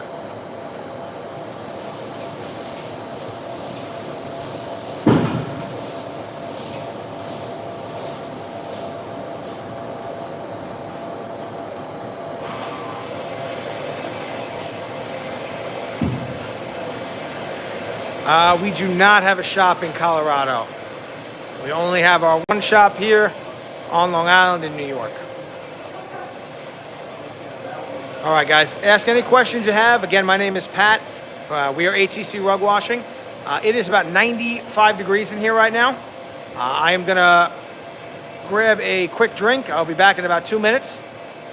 And I will leave you to watch them do this. Hello, Teresa.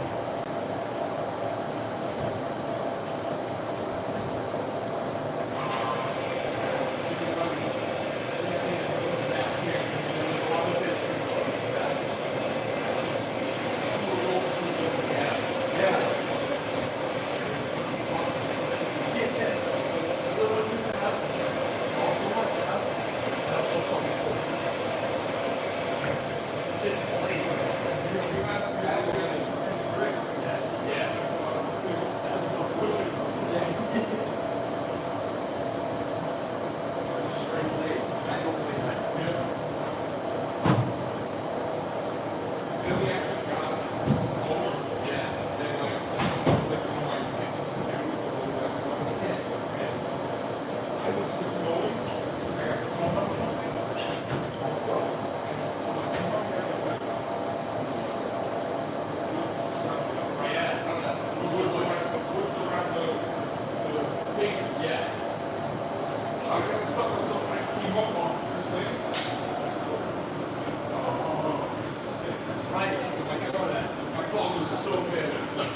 Well, we're doing more, but yeah.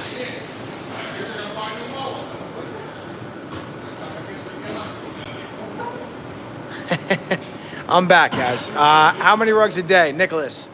So we can, usually we do somewhere between like 20 and 40 a day, depending on the method that we're cleaning them and what's going on.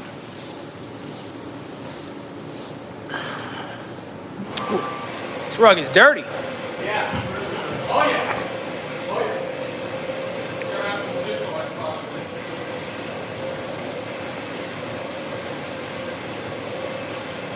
Yeah, I'm sorry, Star. I wish we had more shops in other places. Do I pay? Don't, Lyrian, I don't even want to start that. I don't even want to say that question out loud. No, I do not pay men extra for filming days. We just kind of look at it as part of their job. And a lot of this filming that we do, is how we get the rugs to clean. So if we don't film, then they'll have no rugs to clean.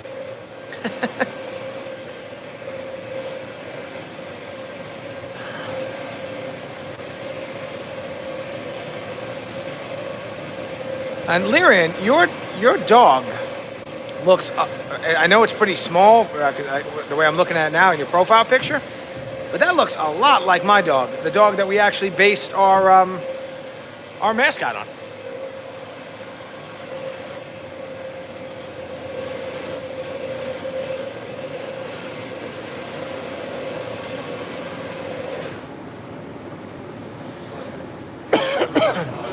Yes, Star, we do. On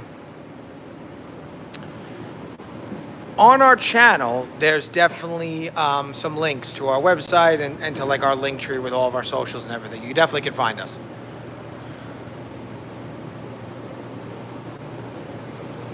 I know there's another company too that he's based out of Florida, and it really wouldn't make sense for synthetic rugs, but people do ship him higher net worth, more expensive kind of rugs. So I think we're going to maybe start to try to figure out how to do that as well. I know people send him a lot of like Oriental rugs.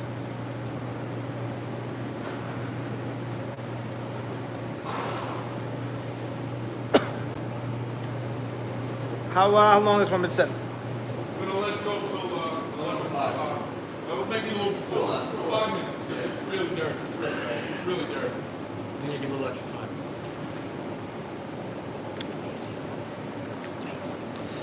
All right, so this one we're going to let dwell for another couple more minutes here. Again, if you're just tuning in, we're ATC Rug Washing. This rug is actually very dirty. So we're letting this rug dwell upside down for a couple of minutes just to really let the cleaning solution break down into the rug and really break down the dirt. Now, on a rug like this, we are going to rinse the back of it. We're actually going to put water under the rug. We call that floating the rug. And that allows, because right now this rug is upside down and gravity is pulling a lot of the loose dirt from the middle of the rug to the front of the rug. So we want to flush that away so when we turn it over, it doesn't just fall back into the rug. Samad, thank you very much. We appreciate you watching.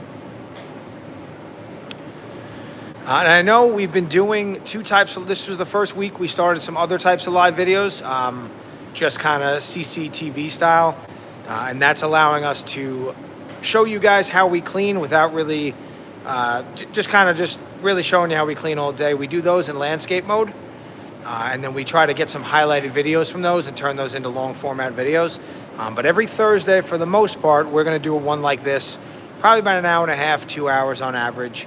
And any questions that people have, I'll be here to answer. And we'll just, we'll try to change up the rugs every week too.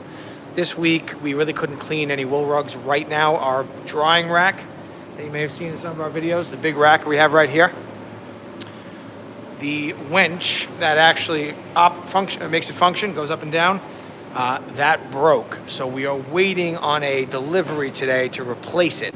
So I have to dry up. We have to clean some of the synthetic rugs that don't need to be as dry as quickly. We're doing that first. Then when the winch comes, we'll kind of switch over to do some of the other types of rugs that we have. Guys, I think you guys are good.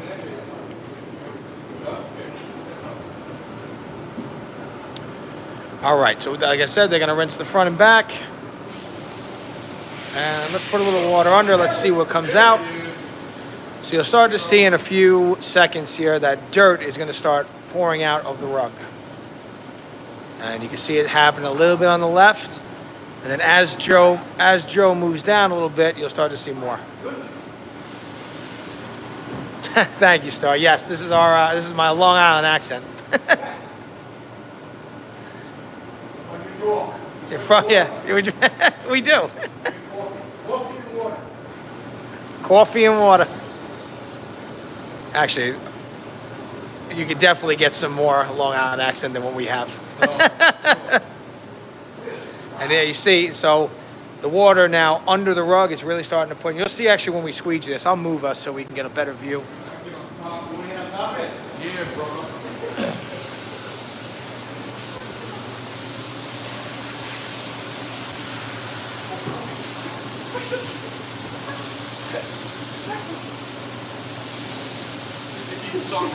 Oh, yeah, I think so too. All right, so as we start to use the squeegee now, you're almost going to see like 2 levels of water come out. And that's like a top level and then the actual dirt from the bottom. That's actually not as bad as I thought that was going to be. But let's see as we go. Hey, Juan's back. Hey! All right, so you can start to see that dirt that's coming out. That's just, we're getting a lot of that dirt now under the rug out. And that allows us to, when we turn it over, that dirt is not able to fall back into the rug.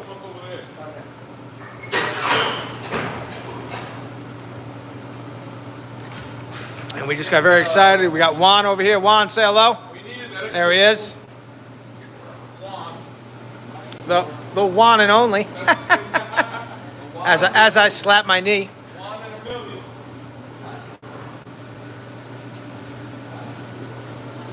All right, so I'll put us back in a position so we can see the front of the rug.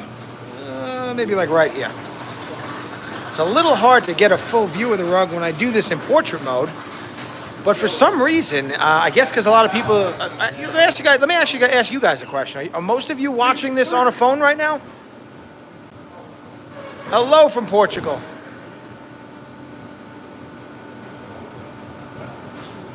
Because it seems like, we get a lot more viewership when we do these in portrait mode.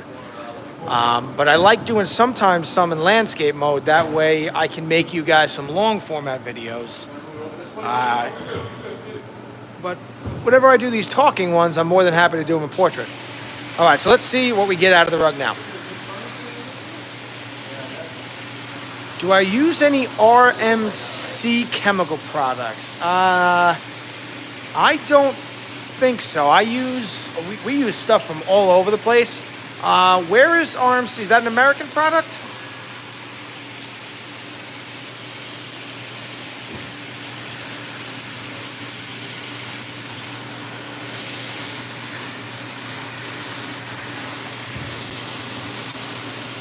Okay, so I guess a lot of you are watching on the phone. I mean, I guess it makes sense. How many people are watching this and not working? Well, I mean, watching at work. You need somebody else to do it. Yeah. So as soon as we finish everything, I'll open it again. Okay. So now you're seeing a lot of this dirt's coming out. So now what we're going to do is we are going to keep rinsing this rug, and we're probably going to run the brush again with just water to loose up as much of that dirt as possible. And then occasionally, this rug, it doesn't look too dirty, but occasionally we have to actually almost wash the front of the rug again. Hello, Stephen. Thank you for tuning in again.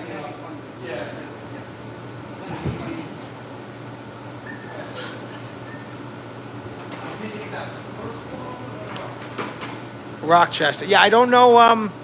I'm not overly familiar with that company. If you comment one of our videos with a link, I'll definitely check them out. I'm watching this as I'm washing my rugs. I hope we can give you some pointers.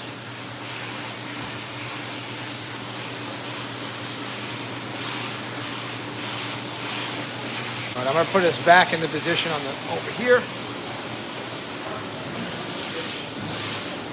which seems to be the best angle I can get when I'm in portrait mode.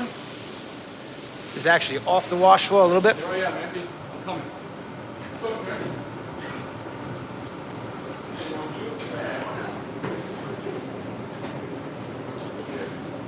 Watch the wire.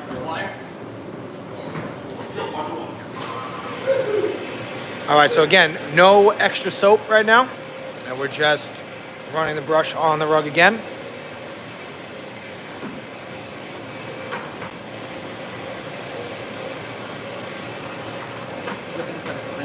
Yeah, just roll this one up and move it out of here, and then I'll move this one next. And again, if you guys are just tuning in, I am Pat Santoro. If you watch a lot of our other videos, I'm the guy with the very full beard. I am one of the owners here.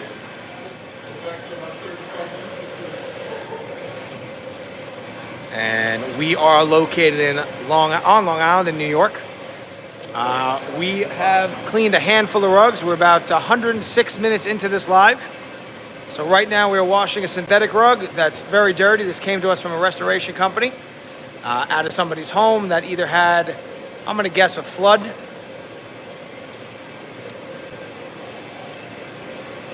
Our shop is 7,300 square feet. So this, where I am right now, this side was the original shop. And in May, we added another side.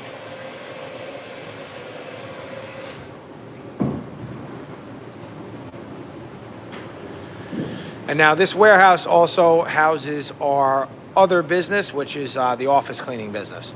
So we have a lot of janitorial supplies and different types of equipment all on this side. We also gained a much larger office by taking over this new side. Our old office was very, very small. We were actually limited in how many office employees we could have, and now we've actually been able to hire more people because we moved offices.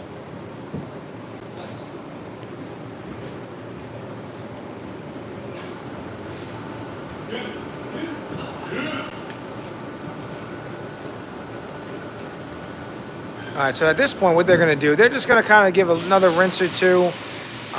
What I'm seeing here, this rug looks pretty much ready to go into the centrifuge. The main thing with the centrifuge is every time we're rinsing right now and we're squeegeeing, that centrifuge does that in 1 minute, probably about 20 times. It is that powerful, and we get that much water through the machine.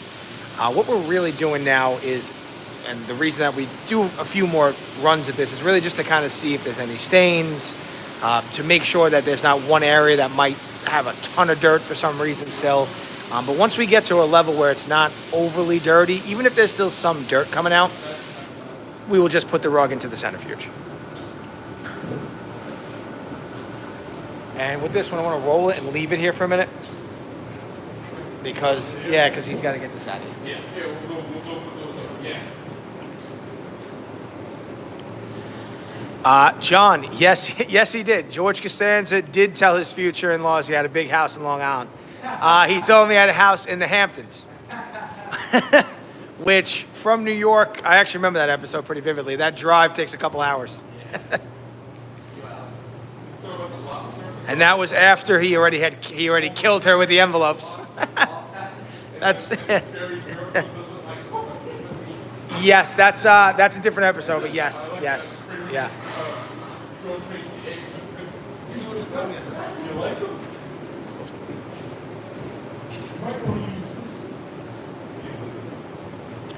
All right, if you're just tuning in, we're going to give this one more rinse. Again, guys, you'll clean it, your call. I like it. It's always better to rinse more than not. They're going to do one more rinse on this rug. We're going to put it in the centrifuge. And then we are going to clean this tufted rug right here. And Again, the cleaning process on this rug is a little bit different, and I will take you guys through it as we do it. And Pat Senior, Pat, say hello. That is my father. He is the, oh, I don't know if he's the boss or I'm the boss, but one of us is the boss. Yeah. What? Most days we do work well together. I know my base rug needs a bad clean. Oh, my got dirty. Actually, I think that. That's too funny. His horse Prickly Pete and Snoopy. Yeah, that's right. Yes, that's right. It's actually a really good episode. How's the table floating? Oh, are you talking about that? That's actually on wheels. You guys see everything in the background, huh?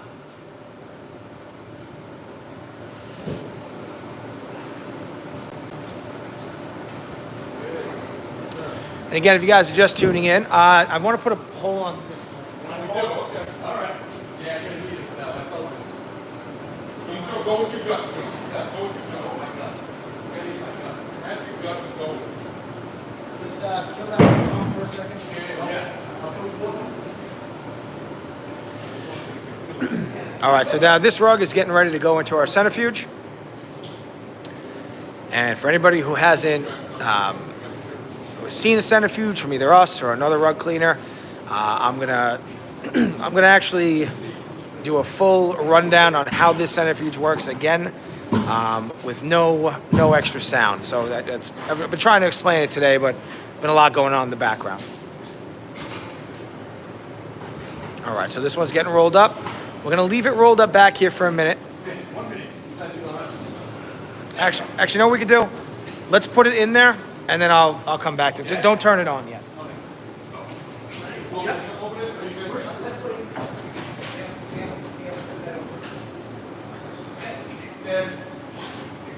Okay, so that rug is in the centrifuge. Leave the door open.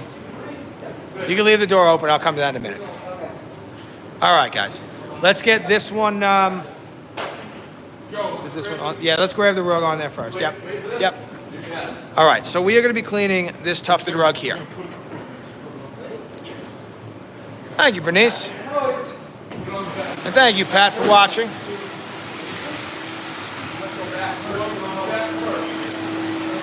Yeah.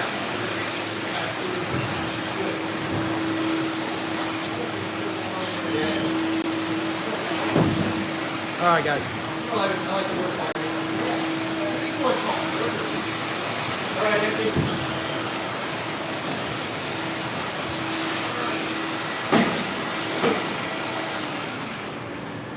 Okay, so this is a tufted rug, and this rug is a wool tufted rug, and it has definitely some pet issues. So before we do anything, and you can make everything, let me just explain to everybody what is actually going on here. So, no machines in the back. Guys, just, okay. So, we got a tufted rug here. This is a wool rug. Now, on these types of rugs, we start on the back. And the way they make these rugs is there's a front of the rug, a middle of the rug, and a back of this rug. And it's 3 different layers. The front of the rug is whatever the material is that they use to make the rug. So that's, in this case, small pieces of wool. In between that layer of wool is a latex and a mesh layer.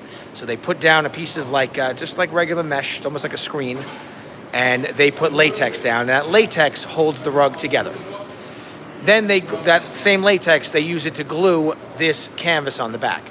Now, normally, if this rug did not have any urine on it, or no odor issue, we would not be washing the rug.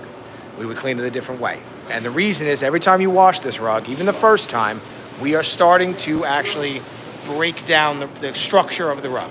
Now, there's urine on this rug, so there's not really a lot we can do about that. We have to get the urine out. We need to disinfect it and get it safe to go back to our customer's home. So we have to wash it. Now, we are putting our cleaning solution down on the back of this rug. This is a little bit different than our regular pet treatment. And we are going to work it in by hand. and we cannot use any type of machine on the back of this rug. Even our slower 175, less aggressive brush there that we use, that you see in a lot of our videos, that will start to rip the back of this rug off of the front of the rug. So the way that we found the best way to clean these is to actually put down the cleaning solution like you see here. We let it sit there, and then we actually just turn the rug over in it. The longer this rug is wet, right now the front of this rug is very dry. If we wet this rug completely and we turn it over, we will start to change the shape of the rug. This rug is very unstable. No, let's turn it over. Yeah, no, I want to just leave it turned over, yeah. So we're going to turn this rug over, and we are not going to turn the rug over again. Because if we wet this rug through and through, especially if we wet it on the front first, we're going to have a serious problem. Now, you can see as he opens it up all the way in the front of the rug there. I'll bring you guys a little closer. I'm actually starting to lose my voice from all the talking today. You can see this seems to be like where the biggest pet issue is. Okay. Now, unfortunately, we will get the urine out of this rug. We guarantee to every customer we have 100% odor removal. But these rugs, the way they're made and the way that they tend to treat the material before they put it together, they use a lot of different chemicals to make them feel softer or just kind of like quote unquote preserve the rug or make it have a very unique feel. It makes getting stains out of these rugs very difficult. Now, I would be a little surprised if we get this stain out during the washing process. Now, we will work on this stain once we get the rug dry, and we'll probably make the stain about 70% or so better. And that's really kind of the best expectation we can kind of give to any of our customers. And we have that discussion with our customers before we really start cleaning their rugs. So, cleaning solution now, our deodorizing cleaning solution is now working on the back of the rug. We are going to put it on the front of the rug. And then we can use our regular brush machine on the front of these rugs. From there, we'll work it in. We will not roll we do not roll these types of rugs up onto the side or anything. The more we move this rug as it gets wet, the more likely we're going to destroy the rug. Or not really destroy the rug, but if we change the shape of this rug, we can fix it, but it's a lot more work for us. And I really don't want to have to constantly do that. And we clean a ton of these. We probably clean 5 or 6 of these a week. I have like 7 or 8 in the shop right now to clean. So we've gotten really good at doing this. It's just they do take a little bit longer than most rugs, and they can be a little bit of a hassle sometimes. And we tend to, the other thing too is with these types of rugs, we cannot dry these rugs on our drying rack. They do not get, we will put it in the centrifuge, but when it comes out of the centrifuge, it will just never be as dry as most of the other rugs that we put in there. So if it will still be pretty, we have to dry it flat, usually upside down on the floor. We want to get that latex layer as dry as possible, as quickly as possible. Jamie, somebody said, I see your lady over there holding her phone. Yes, that is Jamie. She does all the filming for us. She's actually filming shorts for you guys. John, thank you. I appreciate your comment there. Why don't I have an automatic rug machine? I would say that's something that we are going to get at some point. But every rug shop with an automatic rug machine still has a wash floor. And there are a lot of rugs that you do not want to put into an automatic washing machine. Especially once that rug is in there, it's trapped in there. So if the rug is bleeding or has any other kind of issue, you have no idea what's going on with it until it comes out. But there definitely is a place for that type of machine, and it's probably something that we will eventually get. Like an automatic wash machine, I would never put this rug in it, ever. All right. Are we on Miles Avenue in Cleveland? No, Erwin, we are... gee, I'm actually losing my voice from talking for like 2 hours. Yeah. We are located in New York. We're on Long Island in a town called Farmingdale, New York.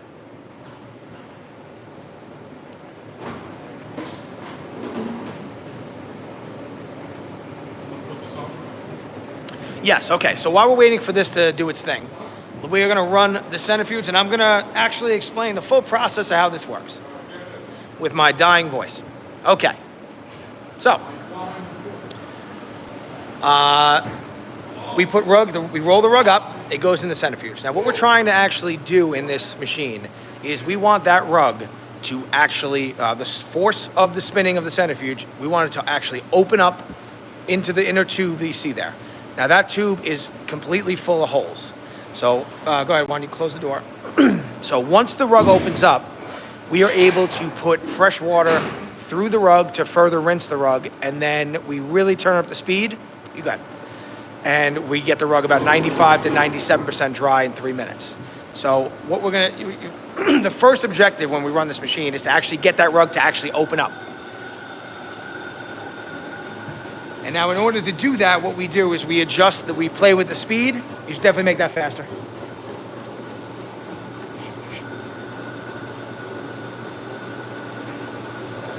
So we play with the speed and the water to try to get it to open up. And as soon as we see this, water starting to come out, wow, we know that the rug is now open in the centrifuge.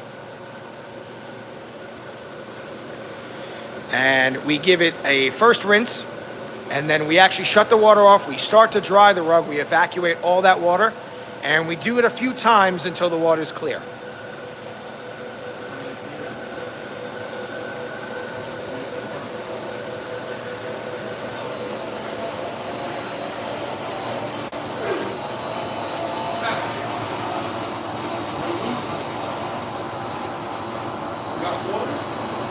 All right, so you're starting to see that this rug, the water's starting to get clearer. But sometimes when there's a lot of water in the rug already, the fresh water we put is actually just coming through the rug without it actually going through the rug. So that's why we actually shut the water off and we let that water come out and we put new water in, and we keep doing that until it's clear. Usually rugs get about somewhere between 2 and 4 rinses before we actually try to dry them. We can clean viscose wool. There's no fabric we cannot clean this way. So actually right now, on the wash floor here, that's a wool rug. This is a wool tufted rug on the floor right now. For viscose rugs, yeah, I'm sorry, I'm losing my voice a little bit here because I just keep, I've been talking for 2 hours. But yeah, I mean, I am Italian, yes. And Staten Island is actually only, I don't know, about 30-minute drive from here.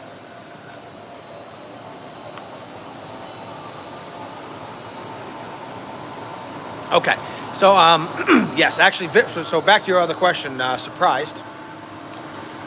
This is actually the best way to clean viscose rugs. The biggest problem when you clean viscose rugs any other way, especially with a truck-mounted system, is, how do I explain this? You need a lot of lubrication and a lot of moisture in order for the rug to not start to clump together and break down. So when we wash viscose rugs, we are able to make sure they're properly lubricated so they don't stick together. The other thing we're able to do on a wash floor is we are able to use certain chemistry that allows for some of that clumping together that you find with viscose to not take place. Another big problem with viscose, even when we clean it sometimes, it does have a tendency to turn brown. It's cellulosic browning.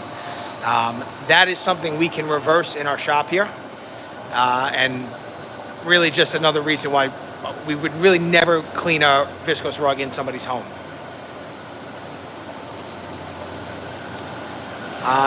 There's really no fabric we can't clean this way.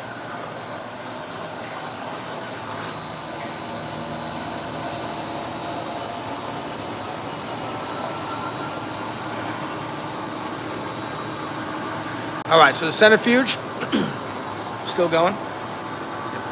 It's just Oriental. Oriental look. Round? No, Oriental. Oriental. Yeah. All right, so while we're waiting for this pet treatment to work a little bit longer, Joe is going to mix up another bucket of cleaning solution. And this is a wool-safe product that we use to really deep clean the rug. So if you guys want to make some of that, Okay? And at our shop here, we use a lot of different brands of chemistry. We find that a lot of companies make one or two things they get one or two things really right, and they get a lot of other things pretty mediocre. So we probably buy right now from 7 or 8 or even sometimes 9 different companies the cleaning solutions, and we've spent a lot of time finding the best stuff for the best application that we need.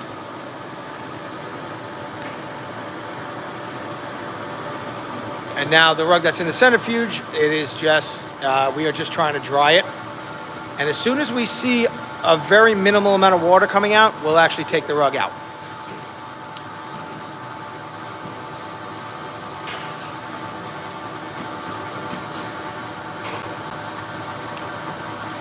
Now, if you guys are just tuning in, I do see some people jumping in and out. My name is Pat. I'm with ATC Rug Washing right here on Long Island in New York. We are on the last rug we're going to clean for the day. Well, we're going to clean more rugs today, but the last rug we're going to clean live. This rug is a tufted wool rug with a lot of pet issues in one area in particular. Right where you see Joe's foot is that little yellow darkish color right there. So the back of the rug has been treated already. The front of the rug has been treated. We are going to flush all of that out, and then we are going to clean the front of the rug. And we are going to put this rug into our centrifuge, and we're going to dry it upside down on the floor.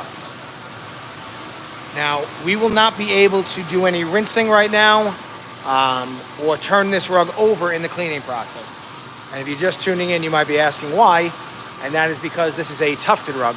And the way they make these rugs, they're really not meant to be washed, but when you have pet issues, it's really the only way to actually get the urine out.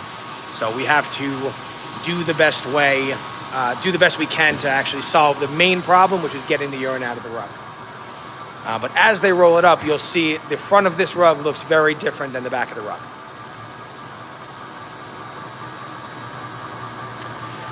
You clean rugs with OxyFresh chemicals. Now, lots of fabrics I can't clean like viscose. Yeah. So the biggest, you can definitely, I mean, listen, you can clean viscose in a house. It'll look great, but the problem you'll have is when you'll get a call the next day, and the rug or the couch that's made out of viscose will be completely brown, and you just won't be able to fix it in their house. It's unfortunate, but these are almost like uncleanable materials that they're making rugs out of. Let's just pull this up so you guys can see a little of that. Yep, in that one spot, all that urine's starting to come out.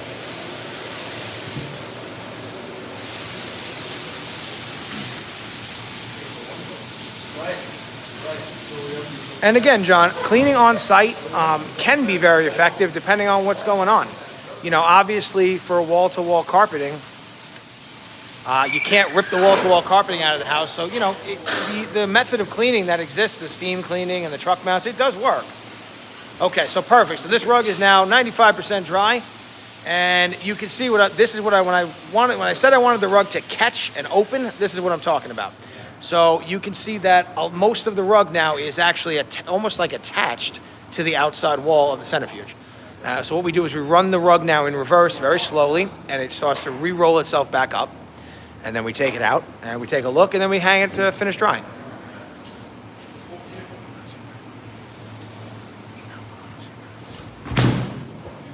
And back to the OxyFresh chemical thing. So that will work. Oxygen will work pretty well on viscose in general, and it does like to be cleaned at a higher pH. The only problem you have with some of those chemicals is that any of the colors that they put on that viscose rug are probably going to be very susceptible to start to run. But with oxygen-based products, you will get less of that browning effect because, believe it or not, oxygen will permanently remove the lignins in the viscose, which is the thing that actually turns brown. But if you're not careful, it will also break down the viscose itself. And if you don't have enough moisture and you start to rub the viscose and agitate it, you will get permanent clumping that is it's just not fixable. How do we dust rugs? Okay, so we have a couple of different methods we use. While they're kind of doing this, before they start on this rug, I'll kind of take you over. We have a tumbler duster, which you see over there. And that rug, you could put, that machine, you could put a couple of rugs into. And you can, it very slowly turns one clockwise and then turns counterclockwise. And the rugs just fall on themselves and all the dust just starts to slowly get vacuumed out and falls to the bottom of the machine. And we also use this machine here, which is a slap duster. If you put a rug upside down, this machine gently slaps the back of it, and we have those grates you see over there. So the rug, the dust will start to fall through the grates. And then lastly, we also have an air dusting, a machine that uses forced air. This is the rug that we just took out of the Centrifuge, by the way. It looks much better, nice and clean. And actually that spot, if you guys were here when we started this video, that urine spot is definitely starting to get a little lighter. So now what we're gonna do is we're actually going to start to clean the rug. And this is a wool safe cleaning product.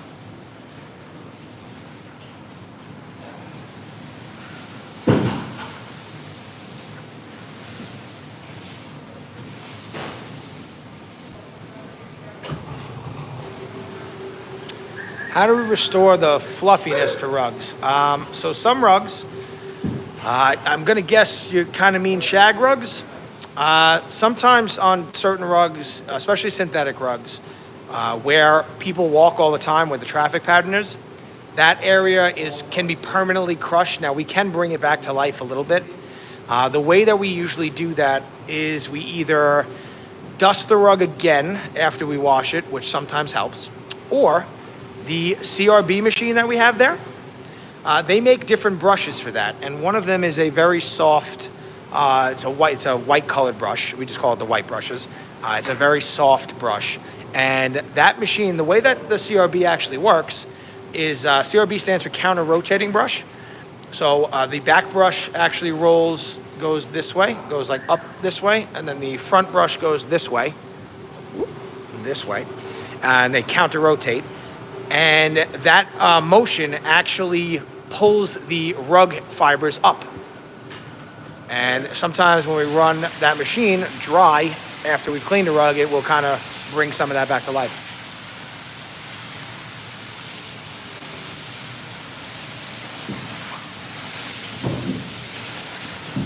We actually have in the past, I think we actually have done a couple of radio spots on WLAR. But the problem is, for us, we've really found the best way to advertise is just through videos on social media.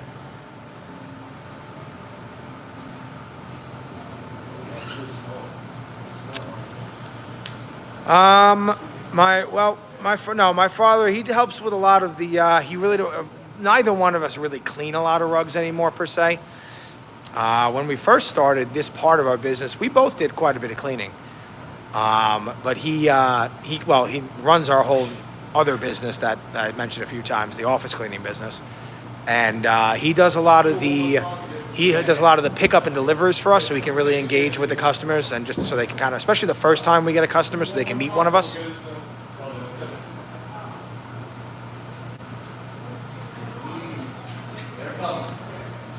Yeah. Now the other thing with these types of rugs, that latex layer, it can be confused as urine sometimes. So no matter what we do, when we clean these rugs, we're going to get a little bit of that latex to come out of the rug. And in the Centrifuge especially, it might look like urine, but it's not. It could be a little bit of latex. So we will not spin this rug as fast or as long with as much water as most of the other rugs that we clean. And you might ask, what about all the soap that it looks like you might leave behind? I'm glad you asked that, Pat. The cleaning solution we're using right now is a lot different than some of the other cleaning solutions that we use. This one is non-resoiling and is actually an end cap product. What the cleaning industry is called an end cap product. The way the product works is it actually encapsulates the dirt.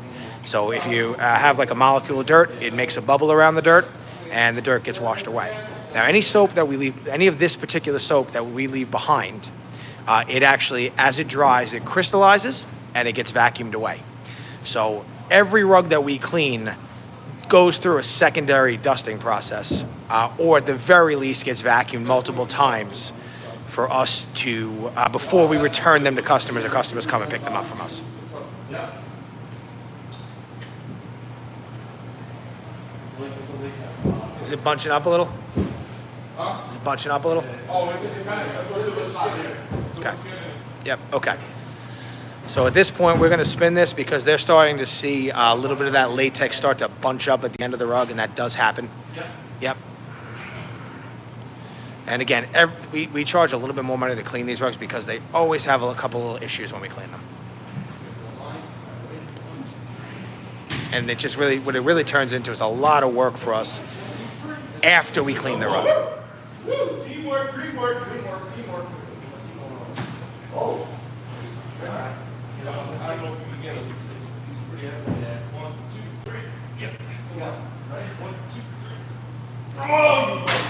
Yeah, and these hold a ton of water. You can see on the floor right now, barely any water is coming out of the rug. It's just staying in the rug. Got it? All right.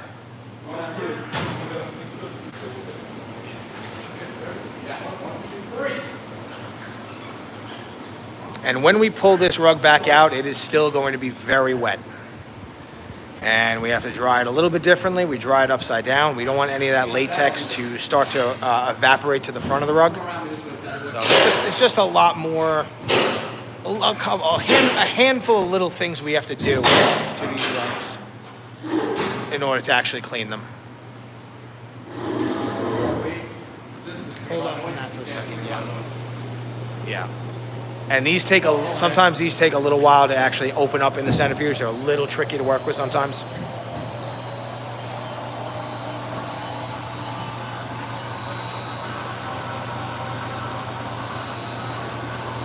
Now, we are getting water to come out already, and that's pretty good. Now you're seeing, I'm going to assume on this first rinse here, there's probably a little bit of urine and a little bit of that latex mixed together. But if we keep rinsing and it's getting worse, then we can kind of tell that it's definitely the latex, and we won't want to go too fast or too much water. And at this point, I'm probably going to...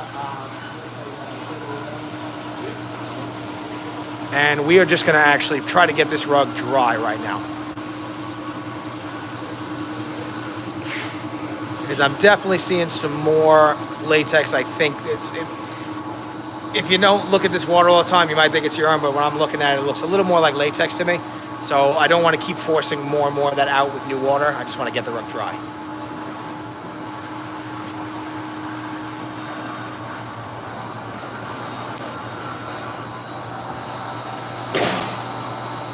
It is a lot of heavy work sometimes. You go ahead, Jim. Go ahead.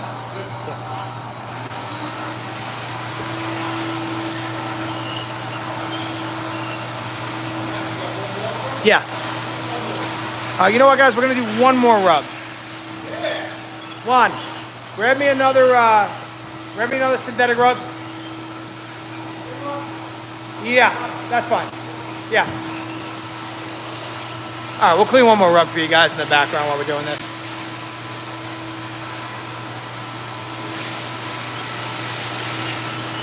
You should definitely never run a CRB on a viscose rug when it's wet. You will ruin a viscose rug with a CRB machine if it's wet. You should, yeah. You actually, what you should do is you should find a local rug dealer, rug cleaner, I mean, and they might give you wholesale pricing. You actually might, still be able to make a little bit of money with your customer, still service your customer the right way.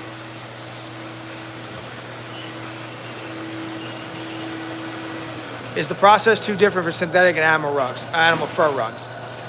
Yes, the process is pretty similar. The chemistry changes the most. Ariana. All right. And I'm all yours. All right. So while we're waiting for this one to dry, we are going to do a regular clean on another synthetic rug here. And again, we didn't do any.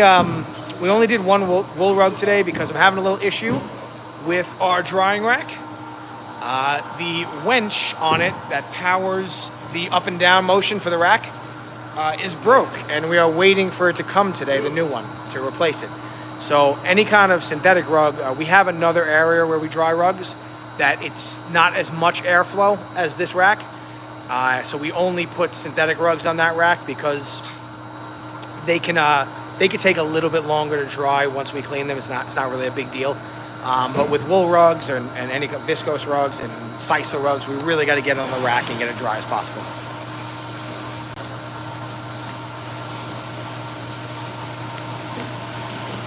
It is a very nice looking rug.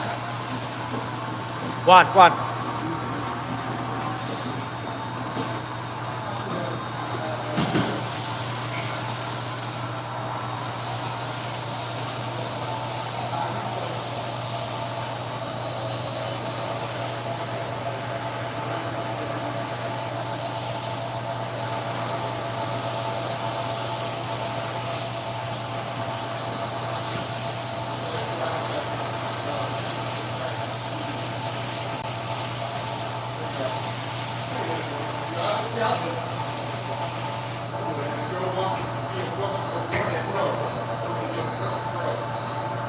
The most expensive rug we washed, we've had a whole bunch of rugs between like $15,000 and like $25,000-$30,000 that have come in at the value.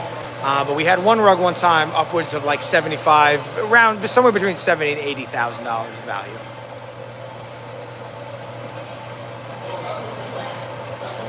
Jean Paul, yes, a lot of dry cleaners everywhere do that. Yes, they advertise that they clean rugs. They actually do not clean rugs, and they bring them to us. Yeah. So we actually work with a couple of dry cleaners. We work with a lot of carpet cleaners in our area, and we work with a lot of restoration companies in our area.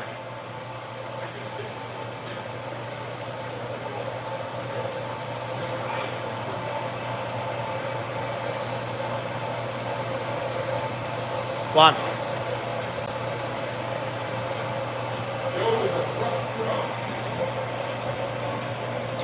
Now this rug we're cleaning right now, this is one of our repeat customers. We clean these rugs once a year, so I'm expecting that they won't be very soiled.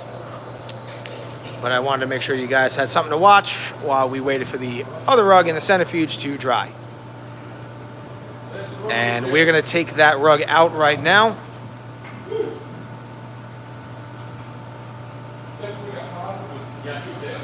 And then I will show you guys what it looks like.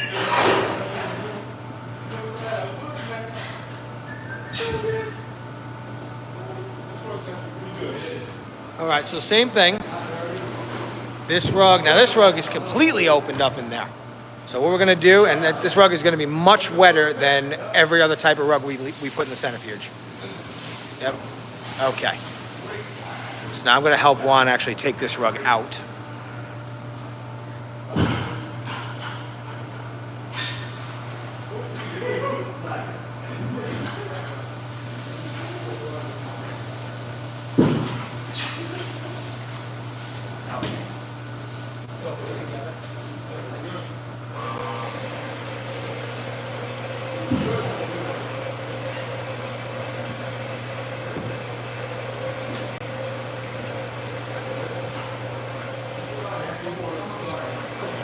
Okay, so much cleaner.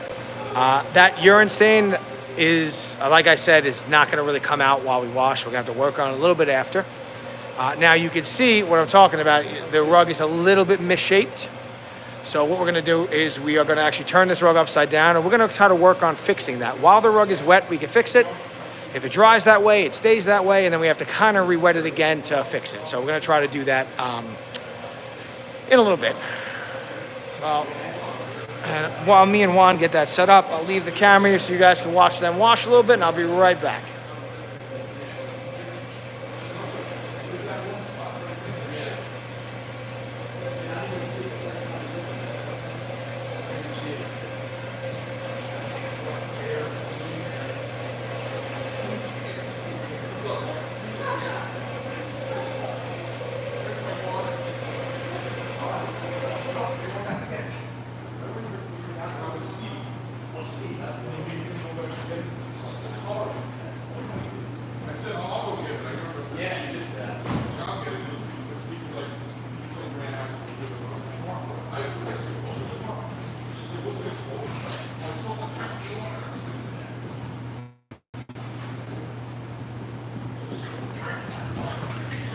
All right, so what we do with these rugs is, like I said, we turn them upside down. And now we're gonna put fans on the rug. And what that'll do is it will start to create a dry spot on the back of the rug. And that dry spot will allow any of the loose latex to actually dry on the back now. What we don't want is we don't want that loose latex to go to the front of the rug and dry and harden. And you can tell we kind of fixed the shape already a little bit by hand.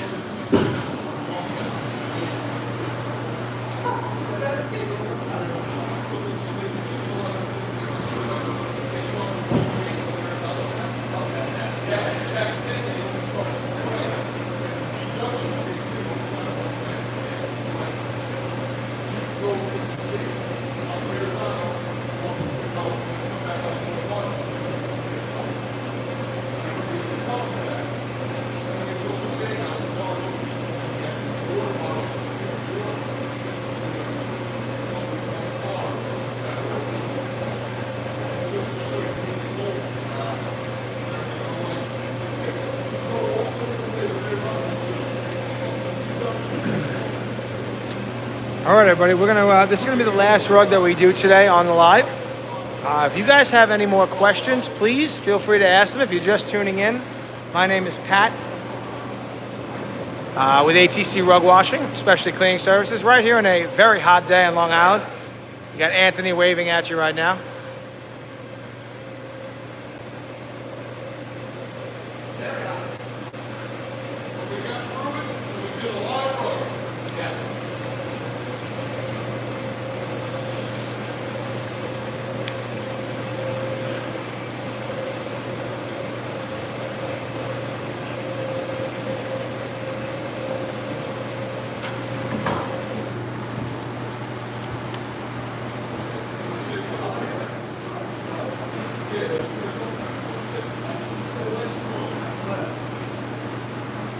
You know I gotta let this in. We clean this rug all the time. Nah.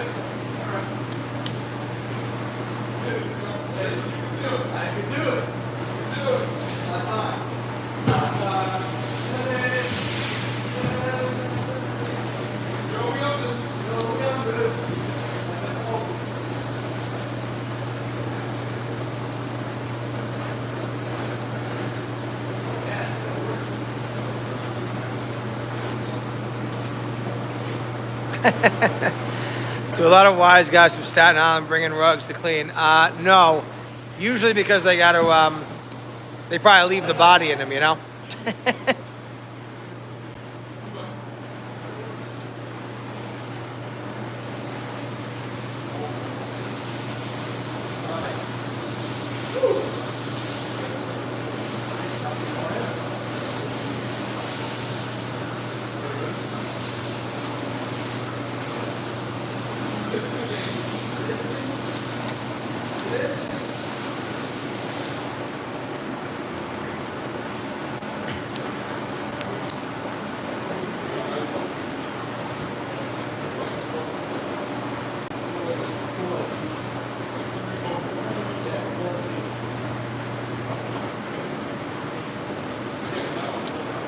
Let's see if we change the angle a bit.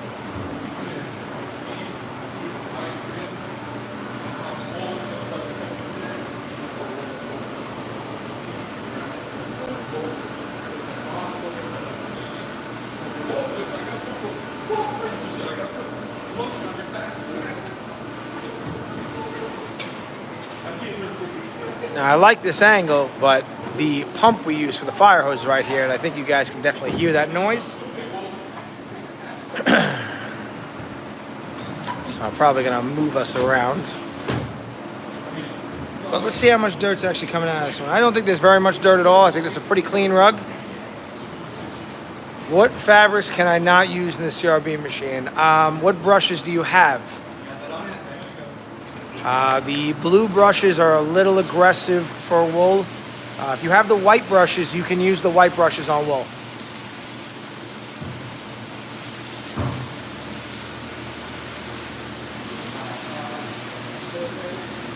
Jamie, they want your job.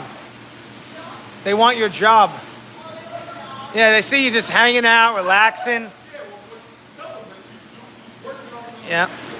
Now, while she sits there, she is actually editing shorts. Always working. You have blue, gray, and white. So the blue ones you can use on every synthetic rug, you know, no problem. The white ones you can use on wool. And really, that's the only two brushes I use on any kind of rug. I never really use it on any other type of material. Definitely not cotton or viscose or sisal or jute or anything like that. Anything that has like some of those natural fibers where you really look at it and you think, oh, this might grab, you know, the machine might grab onto it. I wouldn't use it. The other thing with the white brushes, you can use them dry on a viscose rug, but you really wouldn't have a need to do that unless you were washing the rugs. Sometimes we can kind of add a little bit of life back into a viscose rug after we wash it if their rug is pretty beat up by using the white brushes on the rug when it's dry. But that really won't do much in a house if you just run it dry.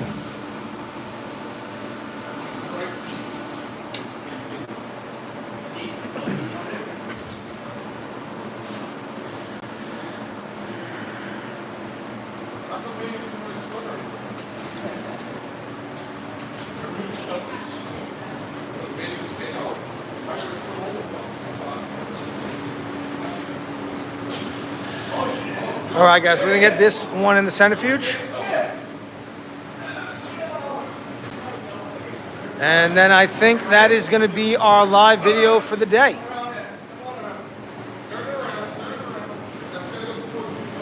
Now,